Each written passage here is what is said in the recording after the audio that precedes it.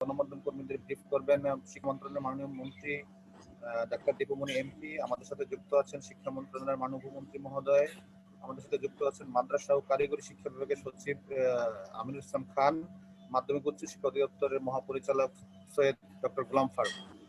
আপনাদের সকলকে স্বাগতম জানাচ্ছি আজকে প্রেস ব্রিফিং এ। আজকে প্রেস ব্রিফিং এ আমাদের আমরা যারা এখন মাননীয় মন্ত্রী মহোদয় আপনাদেরকে ওই বিষয়টাতে ব্রিফ করবেন। তার পরবর্তী সময়ে আপনাদের যাদের প্রশ্ন থাকবে, আমি ইতিমধ্যে যারা প্রশ্ন করবেন নাম পাঠিয়েছেন তাদের একটা লিস্ট করেছি, এবং যে আগে এসএমএস করেছেন তাকে আগে দিব, সেইভাবেই আমরা আগাবো।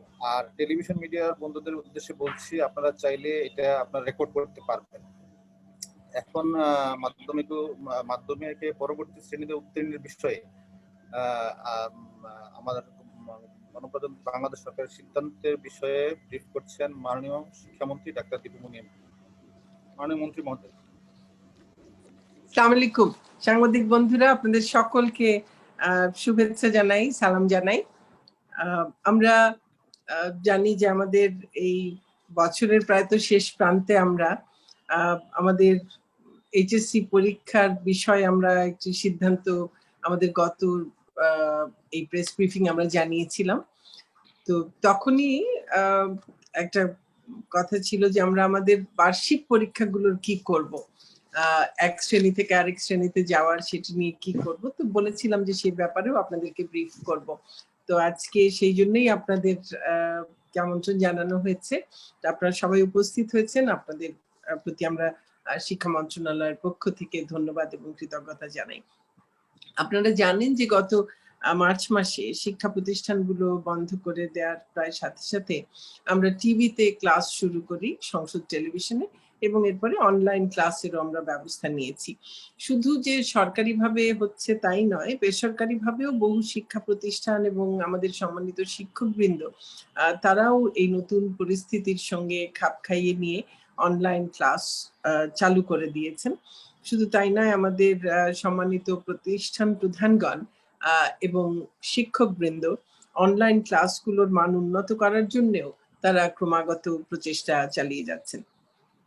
এটা সত্যি যে সব জায়গায় অবকাঠামোগত সুবিধা পুরোপুরি না থাকায় সব শিক্ষার্থীর কাছে অনলাইন ক্লাস বা টেলিভিশন ক্লাসের মাধ্যমে পৌঁছানো যাচ্ছে না, এবং সব শিক্ষার্থীর হাতে প্রয়োজনীয় ডিভাইস না থাকায় কিছু সমস্যা হচ্ছে। তবে আশার কথা যে এই এতগুলো সমস্যা সত্ত্বেও আমাদের শিক্ষকেরা কিন্তু বসে নেই। তারা মোবাইলে শিক্ষার্থীদের সঙ্গে যোগাযোগ রাখছেন, মোবাইলে যতটুকু হয়তো পড়ায় সহযোগিতা করা যায় সেটি করবার চেষ্টা করছেন। তাছাড়াও সব শিক্ষার্থীর কাছে সরকার প্রদত্ত পাঠ্য বইটি আছে, তারাও নিজেরা চেষ্টা করছে, এবং আমি নিশ্চিত যে যেখানেই সম্ভব বাবা মায়েরাও তারাও অভিভাবকেরাও তাদেরকে সহযোগিতা করছেন। যেটা খুব আশাব্যঞ্জক সেটা হচ্ছে যে আমাদের শিক্ষার্থীদের মধ্যে একটা যে সহযোগিতার মনোভাব, তাদের যে একটা শেখার আগ্রহ, যাদের কাছে স্মার্টফোন বা টিভি আছে, তারা যাদের কোনো ডিভাইস নেই তাদের তেমন বন্ধুদেরকে বা সহপাঠীদেরকে অনেকেই সহযোগিতা করছেন। যেসব শিক্ষার্থী টিভি এবং অনলাইন ক্লাস করার সুযোগ পাচ্ছে তারা এই নভেম্বরের মধ্যেই আগেই বা একেবারে প্রথম সপ্তাহের মধ্যেই তারা কিন্তু আমাদের যে পুরো সিলেবাস সেই সিলেবাস সম্পন্ন করে ফেলতে পারবে। কিন্তু যারা এই সুযোগটি পাচ্ছে না তাদের ক্ষেত্রে অবশ্যই কিছুটা সমস্যা হবে। যাই হোক, যেহেতু আমাদের শিক্ষার্থী বেশিরভাগ শিক্ষার্থী তাদের জন্য নির্দিষ্ট যে পাঠ্য বই রয়েছে তা পড়া সমাপ্ত করতে পারবে, এবং অন্যান্যরা পাঠ্য বইয়ের পুরোটা না হলেও হয়তোবা বেশ কিছু অংশ এর মধ্যেই পড়ে ফেলতে পারবে। আমরা তাদের যে অর্জিত যে শিক্ষণ ফল সেটার একটা মূল্যায়ন করবার ব্যবস্থা নিতে যাচ্ছি। তবে এই মূল্যায়ন যেন তাদের উপর কোনো ধরনের শারীরিক মানসিক কোনো ধরনের চাপ সৃষ্টি না করে, আবার অন্যদিকে শিক্ষকবৃন্দ এবং শিক্ষার্থীরাও নিজেরাও যেন তাদের পাঠ অগ্রগতি এবং কোথায় দুর্বলতা সেগুলো সম্পর্কে যেন ধারণা লাভ করতে পারে। সেই জন্য সার্বিক দিকগুলো বিবেচনা করেই আমরা যে পদক্ষেপগুলো নিচ্ছি সেগুলো এরকম। এনসিটিপি মাধ্যমিক পর্যায়ের জন্য 30 কর্মদিবসে সম্পন্ন করা যায় এমন একটি সিলেবাস প্রণয়ন করেছে। সংশ্লিষ্ট শ্রেণীর বিষয়ভিত্তিক শিক্ষণ ফলের গুরুত্ব বিবেচনা করে সিলেবাসটি এমনভাবে প্রণয়ন করা হয়েছে যেন তা পরবর্তী ক্লাসের শিক্ষণ ফল অর্জনে সহায়তা করে। প্রণীত সিলেবাসটি মাঠ পর্যায়ের কর্মকর্তাদের মাধ্যমে সারা দেশের মাধ্যমিক পর্যায়ের সকল শিক্ষা প্রতিষ্ঠান প্রধানের নিকট পৌঁছানোর ব্যবস্থা করা হবে। এছাড়া সিলেবাসটি সংশ্লিষ্ট অধিদপ্তরের ওয়েবসাইটে প্রকাশ করা হবে। এনসিটিপি সংশ্লিষ্ট বিষয় বিশেষজ্ঞগণের সহায়তায় উল্লেখিত সিলেবাস থেকে অ্যাসাইনমেন্টের জন্য বিষয়বস্তু তারা নির্ধারণ করেছেন। প্রণীত অ্যাসাইনমেন্ট মাঠ পর্যায়ের কর্মকর্তাদের মাধ্যমে সারা দেশের মাধ্যমিক পর্যায়ের সকল শিক্ষা প্রতিষ্ঠান প্রধানের নিকট পৌঁছানোর ব্যবস্থা করা হবে। প্রতিষ্ঠান প্রধানগণ প্রতি সপ্তাহের অ্যাসাইনমেন্ট প্রতি সপ্তাহে শিক্ষার্থীদের নিকট পৌঁছানোর ব্যবস্থা করবেন। শিক্ষার্থীরা এই অ্যাসাইনমেন্ট সম্পন্ন করে পরবর্তী সপ্তাহের নির্দিষ্ট দিনে নিজ শিক্ষা প্রতিষ্ঠানে জমা দেবে এবং পরবর্তী সপ্তাহের অ্যাসাইনমেন্ট সংগ্রহ করবে। এক্ষেত্রে অনলাইনের সাহায্যে করা যাবে। সামাজিক দূরত্ব বজায় রেখে প্রতিষ্ঠান প্রধান বা অভিভাবক নিজস্ব ব্যবস্থাপনায়ও অ্যাসাইনমেন্ট প্রেরণ বা গ্রহণ করবেন। এই সময় শিক্ষা প্রতিষ্ঠান শিক্ষার্থীর জন্য মূল্যায়ন সংক্রান্ত অন্য কোনো কার্যক্রম, যেমন অন্য কোনো পরীক্ষা গ্রহণ বা বাড়ির কাজ, এগুলো গ্রহণ করতে পারবে না। পরবর্তী নির্দেশ না দেওয়া পর্যন্ত সারা দেশে মাধ্যমিক পর্যায়ে এভাবেই শিক্ষা কার্যক্রম পরিচালিত হবে। অ্যাসাইনমেন্ট মূল্যায়নের মাধ্যমে শিক্ষকবৃন্দ শিক্ষার্থীদের দুর্বল দিকগুলো চিহ্নিত করে পরবর্তী শিক্ষাবর্ষে সেগুলো দূর করার যথাযথ উদ্যোগ গ্রহণ করবেন। এর মধ্যেও নিশ্চয়ই হবে যে কিছু শিক্ষার্থী যারা হয়তো এই কোভিডের কারণে যাদের পিতামাতা হয়তো এক জায়গা থেকে হয়তোবা তাদের যে কাজ করতেন সে কাজটি ছেড়েই তারা হয়তো আরেক জায়গায় চলে গেছেন, এরকম স্থানান্তরের ঘটনাও হয়তো কিছু ক্ষেত্রে ঘটেছে।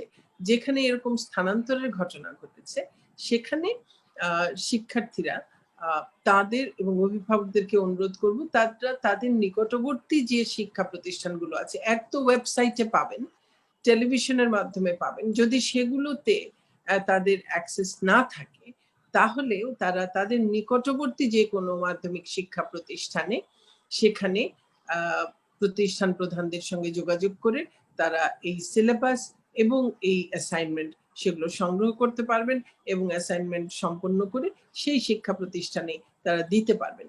আমাদের উদ্দেশ্য হচ্ছে যে আমরা শিক্ষার্থীদেরকে তারা যে ক্লাসে আছে সেই ক্লাসের যে শিক্ষণ ফলটা প্রয়োজন ছিল পরবর্তী ক্লাসে যাবার জন্য সেটি আমরা তাদেরকে পৌঁছে দেয়া এবং তারা যেন সেই শিক্ষণ ফলটি অর্জন করতে পারে এবং সেই শিক্ষণ ফল কতটুকু তারা অর্জন করতে পারলো এই বিভিন্ন অ্যাসাইনমেন্ট গুলোর মধ্য দিয়ে তার মোটামুটি একটা মূল্যায়ন করা।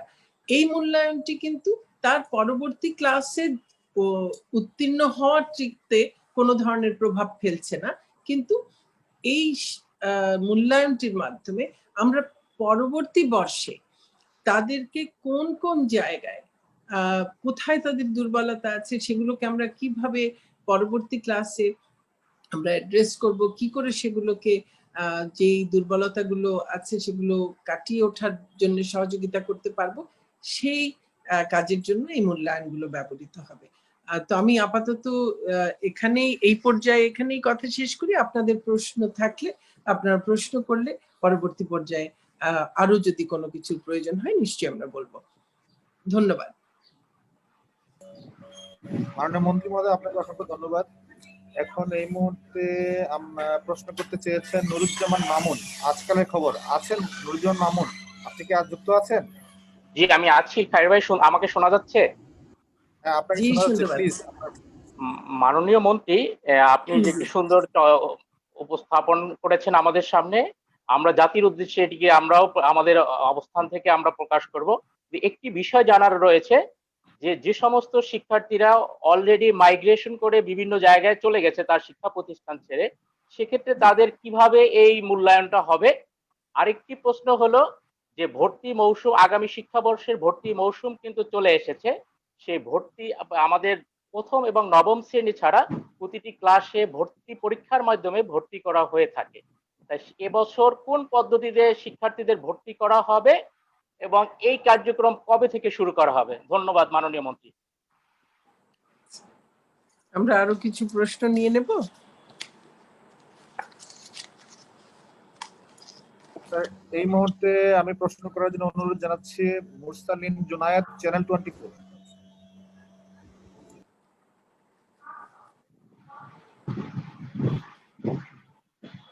মুরসালিন জুনায়েদ, শুনতে পাচ্ছেন আপনি? শুনতে পাচ্ছেন মাননীয় মন্ত্রী? জি জি শুনতে পাচ্ছি, নিশ্চয়ই। আসসালামু আলাইকুম। আমি আসলে খুব সরাসরি যে উত্তরটি চাচ্ছিলাম, আমরা কি বলবো যে বার্ষিক পরীক্ষা হবে না?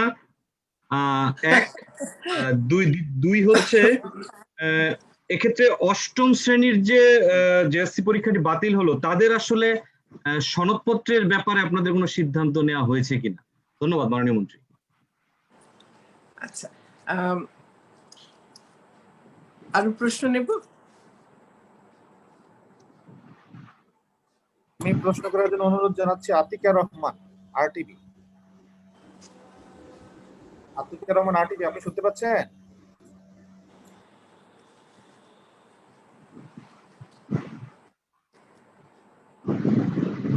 আতিকা রহমান, আপনাকে অ্যাক্সেস দেওয়া হচ্ছে, আপনি একটু ওয়েট করেন প্লিজ। আপনাকে অ্যাক্সেস দেওয়া হয়েছে, আপনি আনমিউট করে আপনার কোশ্চেনটা করেন।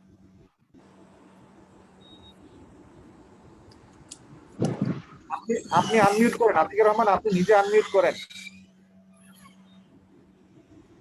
আপনি নিজে তো মিউট করে রেখেছেন, তো এখানে ক্লিক করলে আনমিউট হয়ে যাবেন, আমরা অ্যাক্সেস দিয়ে দিয়েছি।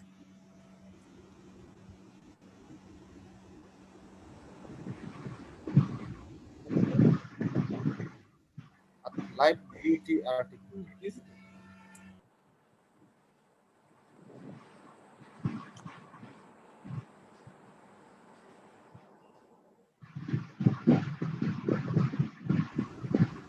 আমার মনে হচ্ছে আতিকা রহমান, শুনতে পাচ্ছেন আমার কথা? মাননীয় মন্ত্রী, একটা বিষয় জানতে চাচ্ছি যে যারা অনলাইন ক্লাস করেছে, বিশেষ করে গ্রাম পর্যায়ে আছে, অনেকেই তো অনলাইন ক্লাস করতে পারেনি, তো এবং যারা ক্লাস করেনি এবং যারা করেছে তাদের মধ্যে কিন্তু একটা বড় ধরনের একটা পার্থক্য তৈরি হয়ে যাচ্ছে।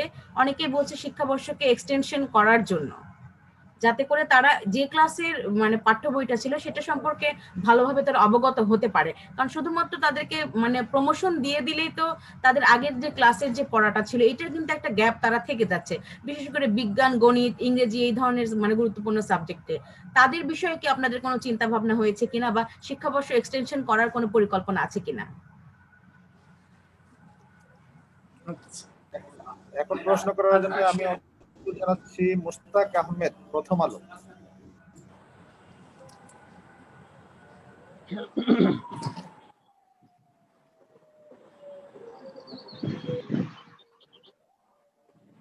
ভাই আপনি প্রশ্নটা করেন। মুস্তাক, শুনতে পাচ্ছেন? মুস্তাক আহমেদ, শুনতে পাচ্ছেন?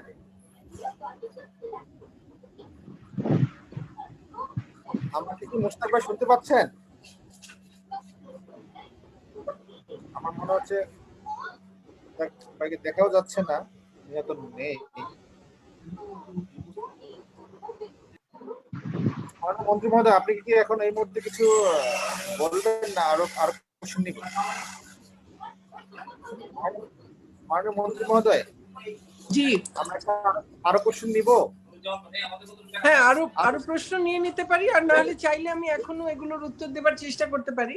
আমার মনে হয় আর 5-6টি প্রশ্ন নিয়ে মন্ত্রী মহোদয় উত্তর দিলে ভালো হবে। একবারে যদি প্রশ্ন উত্তর দেই তাহলে বোধহয় ভালো হয়।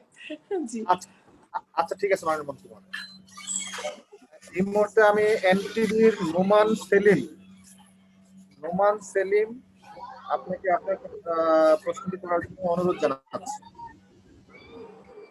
নোমান সেলিম, আপনি আনমিউট করে আপনার প্রশ্নটি করেন প্লিজ। আপনি শুনতে পাচ্ছেন নোমান সেলিম, এনটিভি? খায়র ভাই, আপনি কি আমাকে শুনছেন? হ্যাঁ, শোনা যাচ্ছে। জি, মাননীয় মন্ত্রী, আপনাকে অসংখ্য ধন্যবাদ।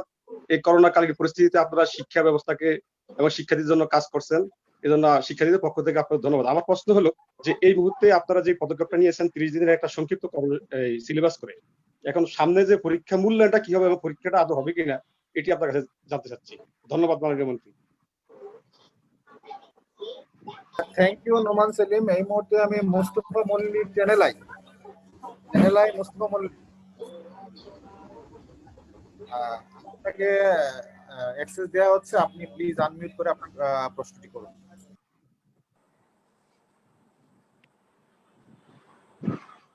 আমাকে শোনা যাচ্ছে খায়ের ভাই? জি জি, হ্যাঁ, শোনা মল্লিক, শোনা যাচ্ছে। যে আপা কেমন আছেন? আপনি ভালো? ভালো, হ্যাঁ অনেক ধন্যবাদ, ভালো আছি আলহামদুলিল্লাহ। আচ্ছা আপা, আমার প্রশ্নটা ছিল এরই মধ্যে আমার দুজন কলিগ প্রশ্ন করে ফেলেছে। সেটা হচ্ছে যে বার্ষিক পরীক্ষা হচ্ছে কিনা, কালকে মেসেজটা কি হবে, আর আপনারা যেহেতু সংবাদ সম্মেলন করবেন এটা এরই মধ্যে তো সারা বাংলাদেশ জেনে গেছে। কালকে বাংলাদেশ পলিটেকনিক ইনস্টিটিউটের কিছু শিক্ষার্থীরা আমাদেরকে প্রশ্ন করেছিল যে তাদের কারো কারো প্রথম সেমিস্টারের পরীক্ষা হয়েছে, কারো কারো দ্বিতীয় সেমিস্টারের পরীক্ষা হয়েছে। তাদের বিষয়েও আপনার যে সিদ্ধান্ত সেটি নিশ্চয়ই আজকে মানে আপনি জানাবেন আর কি, এটাই আমার প্রশ্ন। ধন্যবাদ মোস্তফা মল্লিক। এই মুহূর্তে আমি প্রশ্ন করার জন্য অনুরোধ জানাচ্ছি Sharmin Nira 71 television. Sharmin Nira 71 television, 71 television, আপনাকে অ্যাক্সেস দেওয়া হচ্ছে, আপনি আনমিউট করে প্রশ্নটি করুন প্লিজ।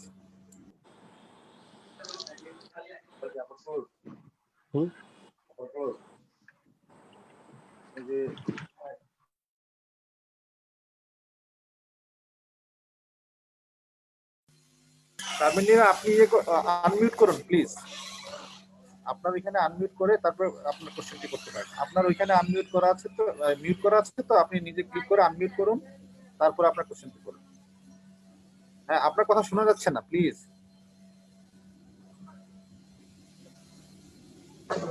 ওকে, খায়ের ভাই আমাকে শোনা যাচ্ছে?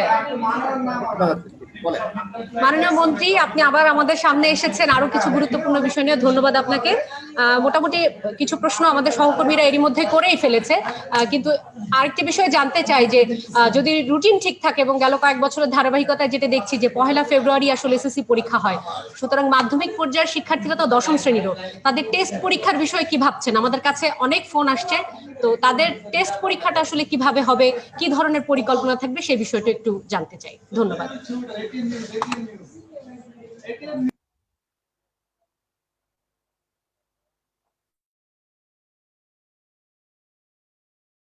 ধন্যবাদ শারমিন নীরা।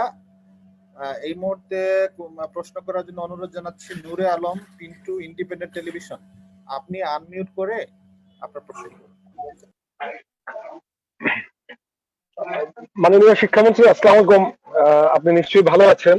আমার দুটো প্রশ্ন ছিল। একটি প্রশ্ন হচ্ছে জেএসসি পরীক্ষা যেহেতু এবার বাতিল হয়েছে এবং 8ম শ্রেণীতে মূল্যায়নটা কিভাবে হবে, কারণ হচ্ছে 8ম শ্রেণীর পরে যখন শিক্ষার্থীরা 9ম শ্রেণীতে ওঠে তাদের একটি বিষয় থাকে সায়েন্স, কমার্স, আর্টস পাওয়ার একটি বিষয় থাকে।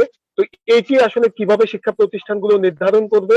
আরেকটি বিষয় হচ্ছে যে আপনি আজকে জানিয়েছেন যে অ্যাসাইনমেন্টের মাধ্যমে শিক্ষার্থীদের ত্রুটি এবং দুর্বলতা গুলো তুলে ধরা হবে, কিন্তু আমরা যদি দেখি মফস্বলের যে স্কুলগুলো রয়েছে, মফস্বলের বিশেষ করে এমপিও ভুক্ত অথবা এমপিও বিহীন যে স্কুলগুলো রয়েছে সেগুলোর আসলে কতটুকু বাস্তবতা আছে অথবা শিক্ষকদের কতটুকু সামর্থ্য আছে যে এই অ্যাসাইনমেন্টের মাধ্যমে শিক্ষার্থীদেরকে অ্যাসাইনমেন্ট দেয়া, আবার সেই সব শিক্ষার্থীদের অ্যাসাইনমেন্ট করে আবার শিক্ষকদের কাছে দেয়া এবং সেখান থেকে দুর্বলতা তুলে ধরার, এই বাস্তবতা কতটুকু আছে, সেই শিক্ষা প্রতিষ্ঠানগুলোর আসলে শিক্ষার্থীদের এই মূল্যায়নটা কিভাবে হবে?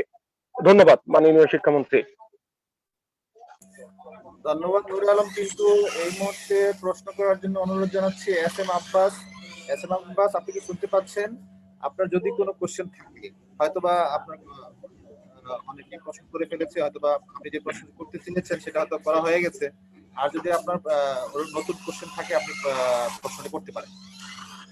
এস এম আব্বাস, আপনাকে অ্যাক্সেস দেওয়া হয়েছে, আপনি আনমিউট করে জাস্ট প্রশ্নটি করুন। আমাকে কি শোনা যাচ্ছে? হ্যাঁ, শোনা যাচ্ছে। Thank you. 8ম শ্রেণীর যেহেতু পাবলিক পরীক্ষা, সে কারণে এই মূল্যায়নের ভিত্তিতে সনদটি দিলে কি ধরনের মূল্যায়ন হবে, অর্থাৎ অটো পাস বলে দেওয়া হবে নাকি মূল্যায়নটা কিরকম হবে?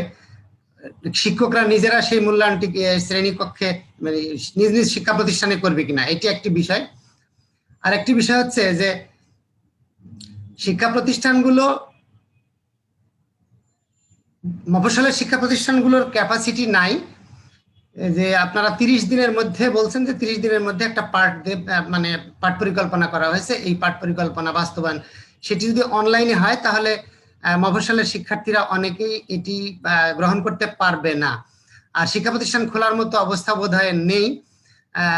আসলে কি নভেম্বরে শিক্ষা প্রতিষ্ঠান খোলা যাবে বলে আপনারা মনে করেন? ধন্যবাদ। ধন্যবাদ এস এম আব্বাস। আমি প্রশ্ন করার জন্য অনুরোধ জানাচ্ছি মুরাদ হুসাইন, জাগো নিউজ 24.com।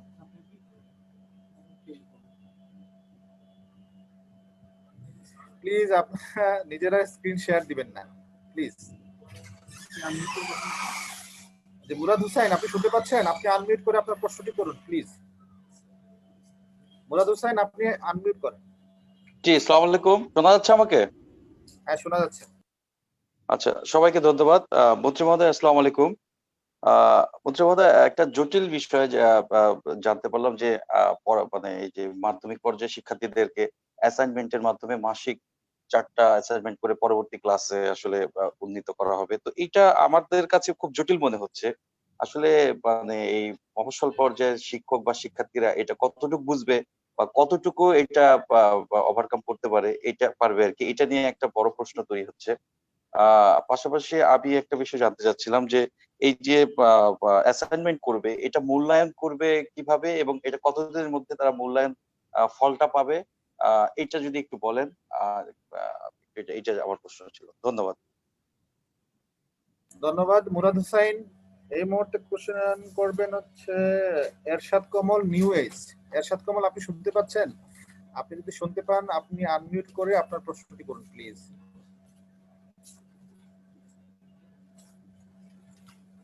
এরশাদ কমল, শুনতে পাচ্ছেন?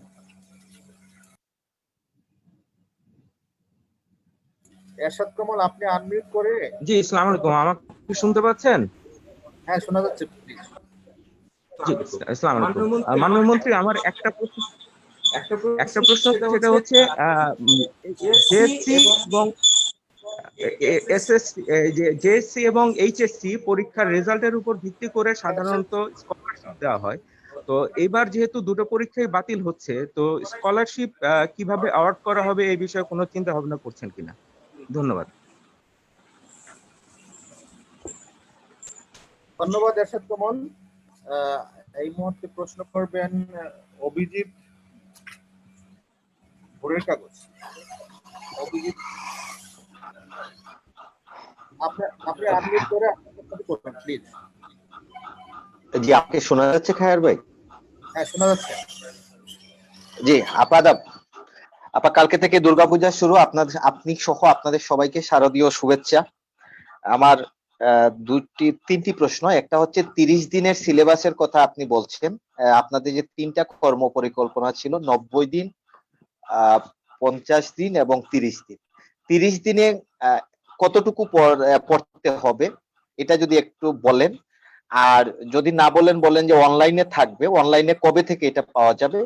আর টিউশন ফির ব্যাপারে স্কুলে যে অভিভাবক এবং শিক্ষার্থীরা যে শিক্ষকদের স্কুলে টিউশন ফি ফেরতে বা সমন্বয়ের ব্যাপারে সেটা কতটুকু এগুলো। আর 2021 সালের 1 ফেব্রুয়ারি থেকে এসএসসি পরীক্ষা শুরু হচ্ছে কিনা। ধন্যবাদ। ধন্যবাদ অভিজিৎ দা। এই মুহূর্তে প্রশ্ন করার জন্য ডেইলি স্টারের মহিউদ্দিন, আপনাকে অনুরোধ জানাচ্ছি আপনি আনমিউট করে আপনার প্রশ্নটি করুন প্লিজ।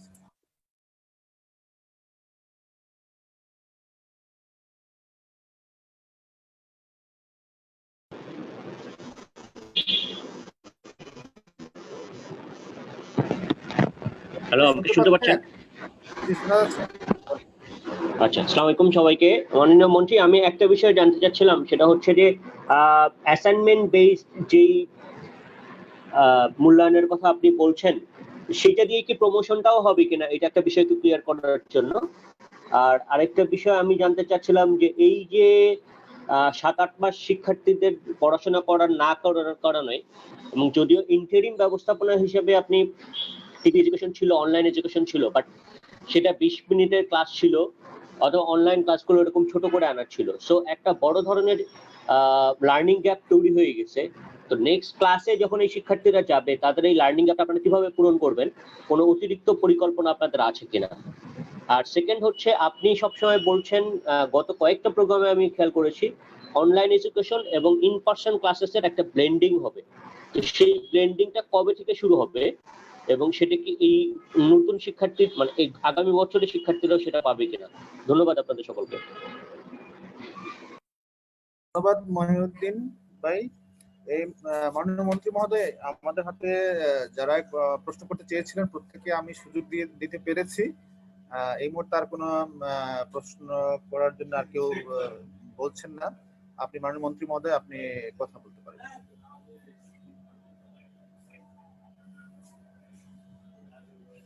মাননীয় মন্ত্রী মহোদয়, আপনার ওইটা মিউট করা আছে। এতক্ষণ পর্যন্ত যে প্রশ্নগুলো আমরা পেয়েছি সেই প্রশ্নগুলোর উত্তর দেওয়ার চেষ্টা করি।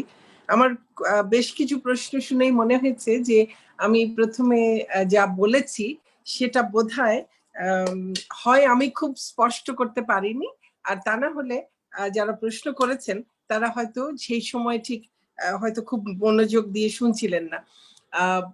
আমরা কিন্তু বলেছি যে এবারে আমরা 30 দিনের একটা সংক্ষিপ্ত একটা সিলেবাস তৈরি করেছি। 30 কর্মদিবসে সম্পন্ন করা যায় এমন একটি সিলেবাস প্রণয়ন করা হয়েছে। এনসিটিবি সেটি করেছে, যেটি আমাদের, মনে করুন আমি কোনো ক্লাস 6 এর শিক্ষার্থীর কথা বলছি, ষষ্ঠ শ্রেণীর সেই শিক্ষার্থীর ষষ্ঠ শ্রেণীতে যে শিখন ফলগুলো অর্জন করবার কথা ছিল সপ্তম শ্রেণীতে যাবার জন্য, সপ্তম শ্রেণীর জন্য প্রস্তুত হবার জন্য, সেই শিখন ফলগুলো অর্জন করবার জন্য ন্যূনতম যতটুকু তার জানা প্রয়োজন, তাকে জানানো প্রয়োজন, সেটিকে বিবেচনায় নিয়েই এই 30 কর্মদিবসের সংক্ষিপ্ত সিলেবাসটি তৈরি করা হয়েছে। অর্থাৎ এই 30 কর্মদিবসের এই সিলেবাসটি যদি তারা সম্পন্ন করেন, এমনিতে তো বিভিন্ন মাধ্যমে সারা বছরের ক্লাস যেগুলো হয়েছে তাতে সিলেবাস মোটামুটি আমরা বলছি এই নভেম্বরের প্রথম সপ্তাহের মধ্যেই সকল ক্ষেত্রেই প্রায় সম্পন্ন হয়ে যাবে, যারা অ্যাক্সেস করতে পারছে। আর যারা পারছে না তাদের কথাটা একেবারেই ভিন্ন।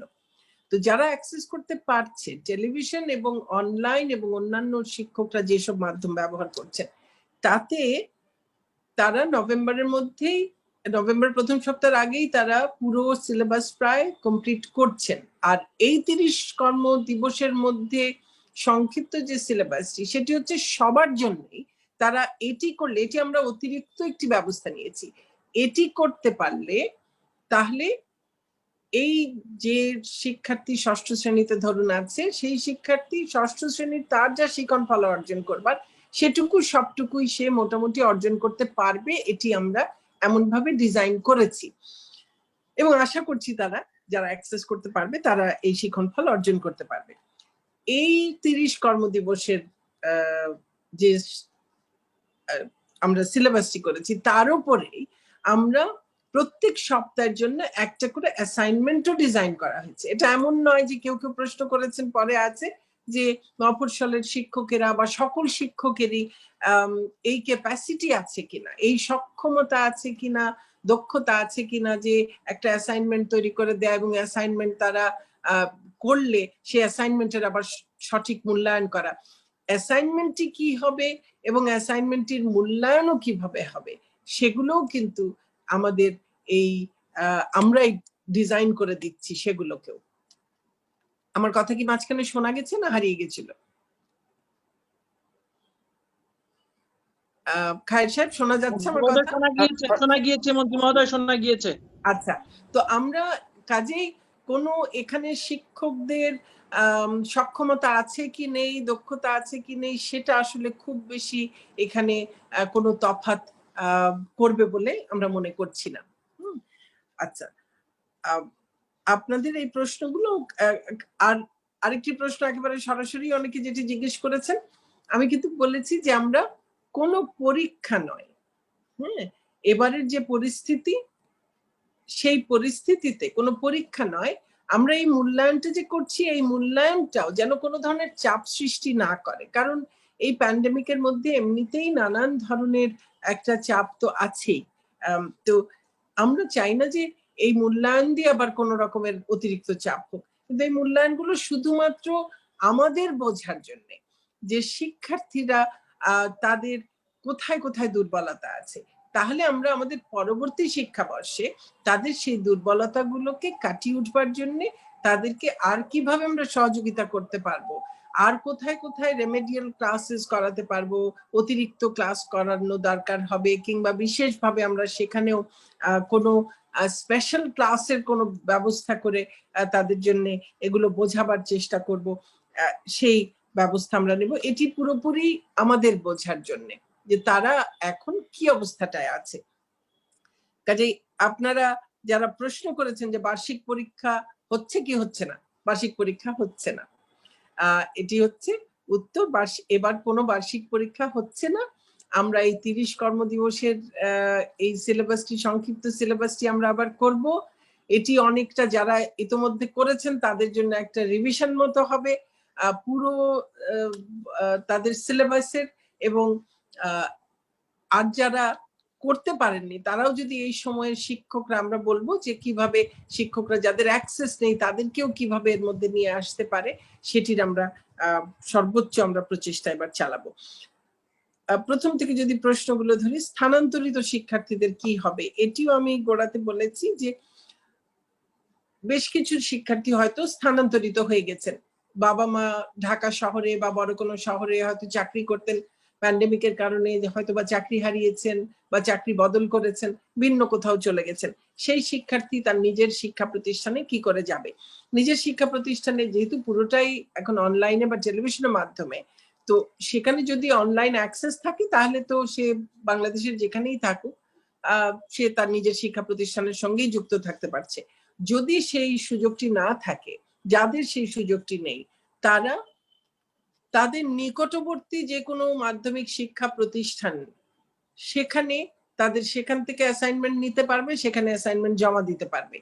তারপরেও আমরা আমাদের কেন্দ্রীয়ভাবেই আমরা আমাদের একটি ইমেইল অ্যাড্রেস বা আমাদের ওয়েবসাইটেও সেই ব্যবস্থা রাখবো যে যারা একেবারেই কোনো নিকটবর্তী শিক্ষা প্রতিষ্ঠানে যদি তাদের সমস্যা হয় বা কোনো কিছু হয়, তারা সরাসরি আমাদের কাছেও দিতে পারবেন, এরকম যেন একটি ব্যবস্থা থাকে আমরা সেটিরও চেষ্টা করব। তারা নিকটবর্তী সকল শিক্ষা প্রতিষ্ঠানের কাছে আমাদের বলা থাকবে যে তারা যেন যেসব শিক্ষার্থী হয়তো তাদের নিজের শিক্ষার্থী নয়, কিন্তু যারা স্থানান্তরিত হয়ে যাবার কারণে তার নিজের শিক্ষা প্রতিষ্ঠানের কাছে নেই, ওই শিক্ষা প্রতিষ্ঠান থেকে তাদের অভিভাবকের মাধ্যমে, শিক্ষকদের মাধ্যমে তারা এই অ্যাসাইনমেন্ট গুলো পেতে পারবে। আর অ্যাসাইনমেন্ট গুলো এবং সিলেবাস যেমন থাকবে ওয়েবসাইটে, অ্যাসাইনমেন্টও ওয়েবসাইটে থাকবে, কাজেই সেখান থেকেও কিন্তু তারা নিতে পারবে। ভর্তির কথা বলছেন যে কখন শুরু হবে, আগামী ক্লাসে ভর্তির ব্যাপারে এটি আজকে আমরা এই বিষয়টি বলছি না, আমরা এটি আরো দেখছি যে কি অবস্থা। কারণ আমরা এখন এমন অবস্থা যে এই মুহূর্তে কিন্তু আমি প্রেডিক্ট করতে পারছি না যে আমি কি 1 মাস পরে কি অবস্থায় থাকবো। কাজে আমাদের প্রত্যেকটা নিয়েই বারবারই আমরা বিভিন্ন পর্যায়ে আমাদের সিদ্ধান্ত নিতে হচ্ছে। কাজে ভর্তি কখন শুরু করতে পারবো, কি পদ্ধতিতে হবে, কারণ শুধু যদি অনলাইন পদ্ধতিতে হয় তাহলে একটা করা যায়, কিন্তু অনলাইন সবার কাছে অ্যাক্সেসিবল না। তো সেই ক্ষেত্রে আমরা কিভাবে করব বাকিদের জন্য, সেটিরও আমরা সময় এবং সবকিছুই আমরা আপনাদেরকে পরবর্তীতে জানিয়ে দেব। অষ্টম শ্রেণীর কি হবে, সনদের কি হবে, অষ্টম শ্রেণীতেও যারা আছেন তারাও কিন্তু এভাবেই পরীক্ষা না দিয়েই তাদেরও পরবর্তী শ্রেণীতে এবার যেতে হচ্ছে। আর সনদ, অষ্টম শ্রেণীতে একটি সনদ দেবার ব্যবস্থা আছে, সেই সনদটি ব্যাপারেও আমরা সিদ্ধান্ত জানিয়ে দেব। কারণ একটি বছরে এই 2020 সালে যারা অষ্টম শ্রেণীতে ছিল তারা অষ্টম শ্রেণীর কোনো সনদ পাবে না, সেটা তো আসলে হওয়া উচিত নয়, তাই না? যদিও তারা পরীক্ষা হয়তো দিচ্ছে না, কিন্তু সেই সনদটির ব্যবস্থা হবে। আমরা কিভাবে সেটি দেব সেটিও আমরা আপনাদেরকে পরবর্তীতে জানিয়ে দেব।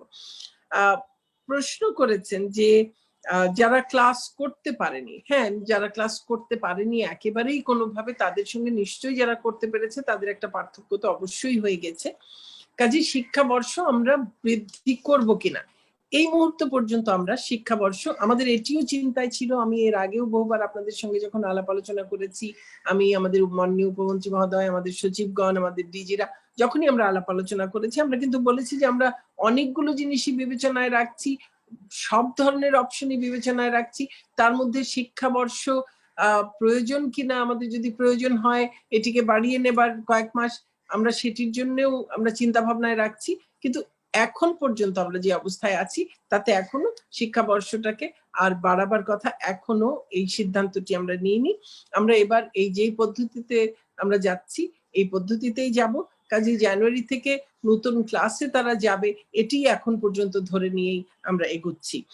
আর যে পার্থক্যটি হয়ে যাচ্ছে এটি একদম গোড়া থেকেই বলছি, যে যেই শিক্ষার্থীরা ক্লাস করতে পারেনি বা পারছে না তাদেরকে আমরা সর্বোচ্চ একটা এফর্ট দেব, চেষ্টা দেব এই নভেম্বর ডিসেম্বরে তাদেরকে রিচ করার জন্য, কমিউনিটির মধ্যে শিক্ষকদের ছোট ছোট গ্রুপ করে তাদের কাছে পৌঁছে যাওয়া, তাদেরকে পড়ানো, সেই চেষ্টাগুলোও আমরা করব।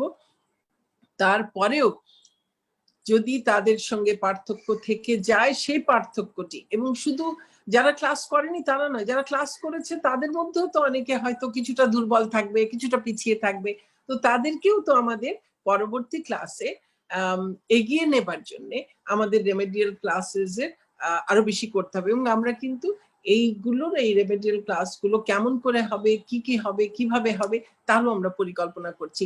আর এই যে অ্যাসেসমেন্ট গুলোর কথা বলছি আমরা, এই অ্যাসেসমেন্ট গুলো আমাদেরকে সহযোগিতা করবে এই পুরো রেমেডিয়াল ক্লাসেস কিরকম হবে, কত এক্সটেন্সিভ হবে সেটা বুঝতে, সেটা পরিকল্পনা করতে আমাদেরকে সহায়তা করবে।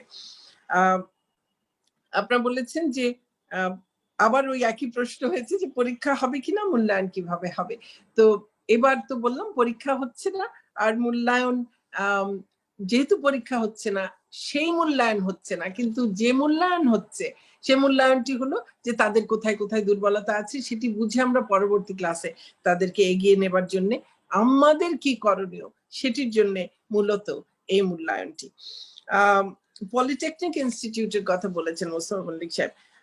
পলিটেকনিকদের বিষয়টি একটু ভিন্ন, তার কারণ হচ্ছে যে তাদের যারা প্রথম দ্বিতীয় বর্ষের তাদের যদি কথা বলি, যে তাদের যে পরীক্ষাগুলো সেখানে কিন্তু হাতে কলমের বহু জিনিস জড়িত, কাজে সেখানে শুধুমাত্রই তাত্ত্বিক বিষয় একটা যেহেতু নয়, সে কারণে তাদের বিষয়ে এই একই সিদ্ধান্ত আমরা তাদের ক্ষেত্রেও প্রযোজ্য করতে পারছি না। আমরা তাদের ব্যাপারে যেমন আমাদের কাছে সুপারিশ ইতোমধ্যে এসেছে, আমরা এই সব সুপারিশগুলো একসঙ্গে করে কিভাবে আমরা সমস্ত এই কারিগরির ক্ষেত্রে আমরা কিভাবে পরীক্ষা নেব, কি করব, সেটি আমরা আপনাদেরকে পরবর্তীতে জানিয়ে দেব। এটি নিয়ে আমাদের কাজ চলছে। আর কারিগরির ক্ষেত্রে যেটি একটি সুবিধা আছে সেটি হলো যে আমাদের এই বিভিন্ন বর্ষে তারা আছে, বিভিন্ন ট্রেডে আছে, সেখানে প্রতিটি পরীক্ষায় শিক্ষার্থীর সংখ্যা কিন্তু অনেক কম, যেখানে স্বাস্থ্যবিধি সম্পূর্ণ বজায় রেখে আমাদের পক্ষে পরীক্ষা নেওয়া সম্ভব, এটি আমরা মনে করছি। কাজেই আমার মনে হয় যতদূর আমরা এই সিদ্ধান্তটি জানিয়ে দেব যে তাদেরকে হয়তো কারিগরিতে যারা আছেন তাদেরকে এই পরীক্ষাটি হয়তো দিতে হবে, আমরা সেই ব্যাপারে জানিয়ে দেব। শারমিন জিজ্ঞেস করেছেন যে এসএসসি টেস্টের কি হবে। ওই যে বললাম যে আমরা এখন এমন একটি অবস্থার মধ্যে দিয়ে যাচ্ছি যে খুব বেশি সামনে আমরা এখনো সিদ্ধান্ত দিতে পারছি না। তো আমরা এই এসএসসির জন্য কি হবে, আগামী এইচএসসির জন্য কি হবে, সেই সমস্ত বিষয়গুলো নিয়ে আপনাদের সঙ্গে আবারও আমাদের কথা বলতে হবে, আমরা আর একটু সময় দেখে নিয়ে সেই ব্যাপারে। তবে সকল শিক্ষার্থীর কাছেই আমি বলবো যে যাদের সামনের বছর এসএসসি আছে, এইচএসসি আছে, তারা অবশ্যই তারা নিজেদের সবার কাছে সবার বই আছে, তারা প্রত্যেকে, এবং যতদূর সম্ভব আপনাদের অনলাইনে আপনারা অ্যাক্সেস করবেন, সমস্ত এই ক্লাসগুলো আছে, আপনারা আপনাদের পড়াশোনাগুলো চালিয়ে যান। কারণ পরীক্ষা যদি কিছুদিন পরেও হয়, সময় মতো হবার হয়তো করার আমরা চেষ্টা করব, সময় মতো হলে তো হলোই, না হলে যদি কিছুদিন পরেও হয় তাহলেও কিন্তু পরীক্ষা হবে। তো সেই ক্ষেত্রে আপনাদের কিন্তু প্রস্তুতিটি ভালোভাবে নিয়ে নেওয়ার প্রয়োজন রয়েছে। আমরা আশা তো করছি যে আগামী বছর আমাদের এই করোনা পরিস্থিতি আরো অনেক ভালো আমরা অবস্থায় থাকবো ইনশাল্লাহ, তখন এই পরীক্ষাগুলো নেওয়া যাবে। কাজে আপনারা, আমি শিক্ষার্থীদের কাছে, আগামী যারা পরীক্ষার্থী তাদের কাছে অনুরোধ করব, আপনারা দয়া করে আপনাদের পড়াশোনাগুলো একটু চালিয়ে যাবেন।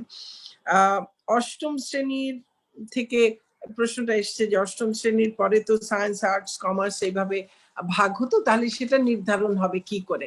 এই নির্ধারণটা শিক্ষার্থীরা তারা যেমন নিজেরা যেটা চাইবে একটা হলো সেটা, আরেকটা হলো তাদের শিক্ষকরা, তাদের অভিভাবকদেরও একটা অ্যাসেসমেন্ট আছে, তাদের শিক্ষকরা যারা তাদেরকে এই সপ্তম শ্রেণী পর্যন্ত দেখেছে এবং অষ্টম শ্রেণীতে খানিকটা দেখেছে, তাদেরও তো একটা অ্যাসেসমেন্ট আছে।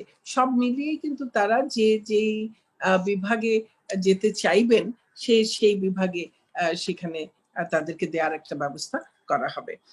আর তারপরে যদি সেখানে কোনো সমস্যা হয়, অনেক সময়ই হয় যে আমাদের শিক্ষার্থীরা একটা বিভাগে ঢুকলো, ক্লাস করলো, কিন্তু তারপরে মনে করলো যে না, এই বিভাগটি আসলে আমার জন্য নয়, আমার জন্য উপযুক্ত নয়। সেটা কিন্তু একেবারে যখন পরীক্ষা হয়ে পরিপূর্ণ অ্যাসেসমেন্ট হয়ে যখন একটা বিভাগে কাউকে দেওয়া হয়, তারপরেও কিন্তু এই ঘটনাগুলো ঘটে।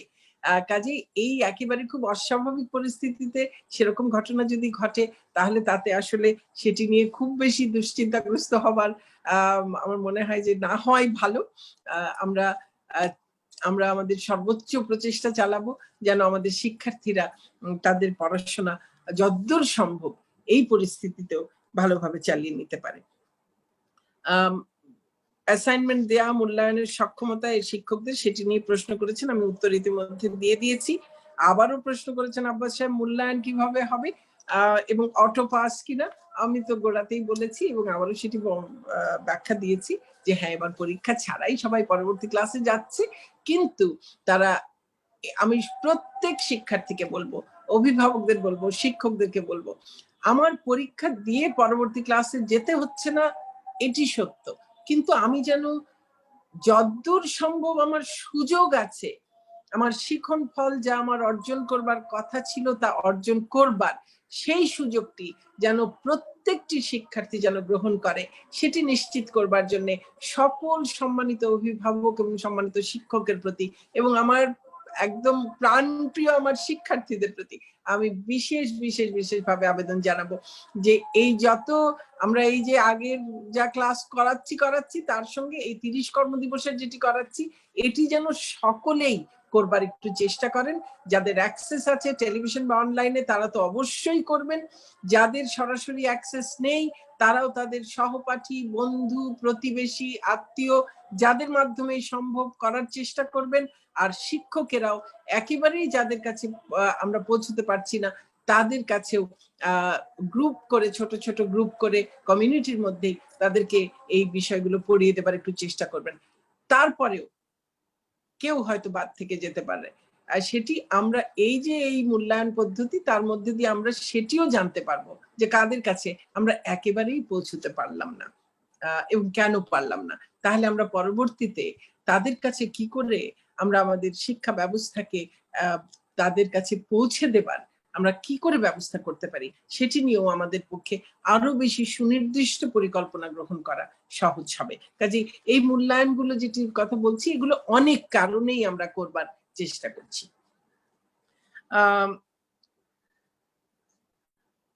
নভেম্বরে শিক্ষা প্রতিষ্ঠান খোলা যাবে কিনা জিজ্ঞেস করেছেন, আপনাদের কি মনে হয়? এখনো পর্যন্ত যে অবস্থা তাতে শিক্ষা প্রতিষ্ঠান এখন যেখানে যেখানে খুলেছিল এখন অধিকাংশ জায়গায় সেখানে বন্ধ করার পথে আছে।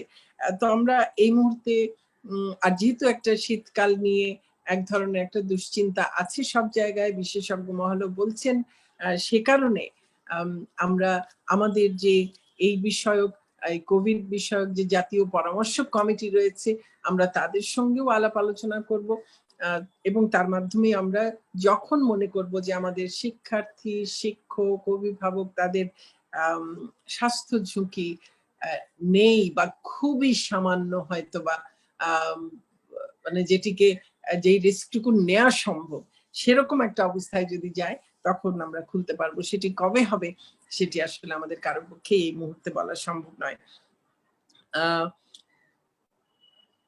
আরেকজন আবারও জাগো থেকে প্রশ্ন করেছেন যে অ্যাসাইনমেন্ট দিয়ে কিভাবে উত্তীর্ণ করা যাবে। উত্তর বোধহয় ইতোমধ্যে হয়ে গেছে, আর আবার বলার দরকার নেই। কতদিনে মূল্যায়ন, কতদিনে ফলাফল, এটি প্রতি সপ্তাহে তারা অ্যাসাইনমেন্ট গুলো জমা দেবে, সেগুলো ধারাবাহিকভাবে মূল্যায়ন হয়ে যেতে থাকবে, আর এখানে ফলাফলের তো কোনো বিষয় থাকছে না। আমরা জানবো যে তাদের এই অ্যাসাইনমেন্টের মাধ্যমে তাদের অবস্থাটা কেমন হলো, কারণ আমরা এটিতে কোনো ধরনের কোনো মার্কিং সেভাবে করে গ্রেডিং কোনো কিছু আমরা করতে চাই না, কারণ যে অস্বাভাবিক পরিস্থিতির মধ্যে দিয়ে আমাদের শিক্ষার্থীরা যাচ্ছে, এখানে এই অ্যাসাইনমেন্টের মাধ্যমে যদি গ্রেডিং হয়, কিছু হয়, সেটি বোধহয় খুব সঠিক হবে না সেটি করা। তাহলে আমাদের শিক্ষার্থীদের এমনিতেই আমরা এই যে আমাদের অনেক বেশি পরীক্ষা পরীক্ষা পরীক্ষা নির্ভর আমাদের শিক্ষা ব্যবস্থা, সেটাকেই তো আমরা অনেকটা বদলে ফেলতে চাইছি। আমরা চাইছি শিক্ষার্থীরা আনন্দের মধ্য দিয়ে শিখবে এবং তাদের মধ্যে অনুসন্ধিৎসা জাগিয়ে তোলা, তাদের মধ্যে জ্ঞানার্জনের প্রতি, দক্ষতা অর্জনের প্রতি আগ্রহ তৈরি করা, সেটি আমরা চাইছি। শুধু পরীক্ষা, শুধু সনদ, সেই রকম শুধু শিক্ষা নয়। আমরা সত্যিকারের মানুষ তৈরির জন্য যে শিক্ষা প্রয়োজন, যেমন শিক্ষার কথা আমাদের জাতির পিতা বঙ্গবন্ধু শেখ মুজিবুর রহমান বলেছিলেন, যেমন শিক্ষার কথা আমাদের মাননীয় প্রধানমন্ত্রী শেখ হাসিনাও আমাদেরকে বারবার বলেন, সেই রকম শিক্ষা, সেটি আমরা যেহেতু নিশ্চিত করতে চাই, সেটি চালু করতে চাই, সেই জায়গাটাতে আমরা পৌঁছাতে চাই। কাজেই এইরকম অস্বাভাবিক পরিস্থিতিতে কোনো ধরনের গ্রেডিং আমরা একেবারেই যেতে চাচ্ছি না। নিউ এজ থেকে বলেছেন যে স্কলারশিপের কি হবে, এই বিষয়টিকেও আমাদের অনেক ভেবেচিন্তে আমাদের সিদ্ধান্ত নিতে হবে। কাজে এই সিদ্ধান্তটিও আমরা অন্যান্য সিদ্ধান্তগুলোর সঙ্গে আমরা আপনাদেরকে পরবর্তীতে জানিয়ে দেব। আমরা এগুলোর সব নিয়েই কিন্তু ভাবছি এবং নানান ধরনের এক্সারসাইজ আমরা করছি। অভিজিৎ বলেছেন ভোরের কাগজ থেকে যে 30 দিনে কতটুকু পড়তে হবে, কতটুকু পড়তে হবে, কিভাবে পড়তে হবে, সবই কিন্তু আমাদের এই কারিকুলামের মধ্যে করা আছে। এবং কারিকুলামটি এটি এমন নয় যে বই থেকে শিক্ষকরা তাদের নিজের ইচ্ছে মতো পড়াবেন, তা নয়। কিন্তু আমি বলেছি যে এনসিটিবি 30 কর্মদিবসে সম্পন্ন করা যায় এমন একটি সংক্ষিপ্ত সিলেবাস তারা তৈরি করেছেন, যেই সিলেবাসটি আমরা অনলাইনের মাধ্যমে এবং টেলিভিশনের মাধ্যমে, সংসদ টিভির মাধ্যমে আমরা এই ক্লাসগুলো করাবো। কাজেই কতটুকু পড়তে হবে সেটা নিয়ে আর দুশ্চিন্তা করতে হবে না। আমি অভিজিতের এই প্রশ্নটা আসলে ঠিক বুঝিনি, সেটি হলো সে বলেছে টিউশন ফি ফেরত দেয়া বা সমন্বয়। টিউশন ফি ফেরত দেয়া বা সমন্বয়ের কি বিষয় আছে আমি ঠিক বুঝতে পারছি না। টিউশন ফি শিক্ষার্থীদের স্কুলে টিউশন ফি দেওয়ার কথা এবং স্কুল তো চলতে হবে, কাজে টিউশন ফি না আপা আমি ফেরতের কথা বলছি না। জি আপা ফেরতের কথা বলছি না, আমি বলছি যে এই যে অভিভাবকরা ইনকাম নেই, অনেকেই স্থানান্তর হয়ে গেছে, তারা বলছেন যে যদি বেতনটা কম দেওয়া যায়, টিউশন ফিটা কম দেওয়া যায়। আপনি আগের মিটিং এ বলছিলেন একটা সমন্বয় করা যে না না না ফেরত না, ফেরত আপনি ওটা তো সমন্বয় না। আচ্ছা, মানে আপনি ফেরত দেওয়া বা সমন্বয় না, আপনি বলছেন যে টিউশন ফির ব্যাপারে কোন ধরনের সহযোগিতা, যে শিক্ষকরা, শিক্ষা প্রতিষ্ঠান কিছুটা কম নেবে কিনা, কিছুটা ছাড় দেবে কিনা, এই বিষয়গুলো। আমি এই বিষয়েও আমরা শিক্ষা মন্ত্রণালয় থেকে বারবারই আমরা বলেছি, শিক্ষা প্রতিষ্ঠানকেও বলেছি, অভিভাবকদেরও বলেছি। দেখুন, শিক্ষা প্রতিষ্ঠান বন্ধ আছে তার মানে এই নয় যে শিক্ষা প্রতিষ্ঠানের খরচ বন্ধ আছে, কারণ শিক্ষা প্রতিষ্ঠানগুলোকে তাদের শিক্ষক, তাদের কর্মচারী সকলের বেতন ভাতা দিয়ে কিন্তু দিতে হচ্ছে। এবং শিক্ষা প্রতিষ্ঠানের, বেসরকারি বিভিন্ন শিক্ষা প্রতিষ্ঠানের আরো যেসব খরচ আছে, শুধু হয়তো প্রতিদিনকার বিদ্যুৎ বিল, পানির বিল, সেগুলো হয়তো লাগছে না, কিন্তু আরো বহু খরচই তাদের লাগছে। এমনকি যারা সকলেই যেহেতু অনলাইনেও ক্লাস করাচ্ছেন, সেক্ষেত্রেও তাদের কিন্তু কিছু খরচ, অতিরিক্ত কিছু খরচ হচ্ছে। তো শিক্ষা প্রতিষ্ঠানগুলোকেও চলতে হবে। কোন একটি শিক্ষা প্রতিষ্ঠান যদি বন্ধ হয়ে যায়, তাহলে সেই শিক্ষা প্রতিষ্ঠানের শয়ে শয়ে শিক্ষার্থী, তাদের জন্য কিন্তু আবার একটি বিরাট সমস্যার তৈরি হবে। এরকম তাহলে বেশ কিছু শিক্ষা প্রতিষ্ঠান বন্ধ হলে দেশে বহু হাজার হাজার শিক্ষার্থীর সমস্যা হবে। কাজে শিক্ষা প্রতিষ্ঠানগুলোকেও চালু রাখতে হবে, শিক্ষকদেরও তো তাদের জীবন জীবিকা চালিয়ে নিতে হবে, তাদেরও তো পরিবার রয়েছে, তাদেরও তো আয় রোজগারের বিষয়টি রয়েছে। শিক্ষার্থী যাদের অভিভাবকরা খুবই বিপদে পড়েছেন, আমি বলবো যেমন যেই অভিভাবকদের যারা সরকারি চাকুরে অভিভাবক, তাদের তো আয় রোজগারে কোনো সমস্যা হয়নি। যারা বিভিন্ন প্রতিষ্ঠানে আছেন যেখানে তারা এখনো চাকুরিরত আছেন এবং বেতন পাচ্ছেন, তাদেরও কোনো সমস্যা নেই। সমস্যা হচ্ছে যারা হয়তো চাকরি হারিয়েছেন কিংবা যারা এমন কোনো ব্যবসা করতেন যে ব্যবসা একেবারেই এই সময়টাতে বন্ধ ছিল, তাদের সমস্যা। এবং যারা স্থানান্তরিত হয়েছেন তাদের হলো যে সেই শিক্ষা প্রতিষ্ঠানে অ্যাক্সেস করার সমস্যা। তো স্থানান্তরিতদেরটা বলে দিয়েছি যে তারা তাদের নিকটবর্তী, একে তো অনলাইনে করতে পারবেন, অনলাইনে না থাকলে, অ্যাক্সেস না থাকলে তারা নিকটবর্তী শিক্ষা প্রতিষ্ঠানের সঙ্গে তারা যুক্ত থাকবেন আপাতত। কিন্তু যারা একেবারে চাকরি হারিয়েছেন বা আয় রোজগার হারিয়েছেন তাদের জন্য তাদেরকে বলবো যে তারা তাদের শিক্ষা প্রতিষ্ঠানের সঙ্গে যোগাযোগ করতে এবং শিক্ষা প্রতিষ্ঠানগুলো মানবিক আচরণ করবেন এবং তাদেরকে যতদূর সম্ভব ছাড় দেয়া, না হলে কিস্তিতে পরিশোধ করা, ভবিষ্যতে পরিশোধ করা, এই ধরনের নানান ধরনের ব্যবস্থা কিন্তু অভিভাবক শিক্ষা এবং শিক্ষা প্রতিষ্ঠানের মধ্যে হতে পারে।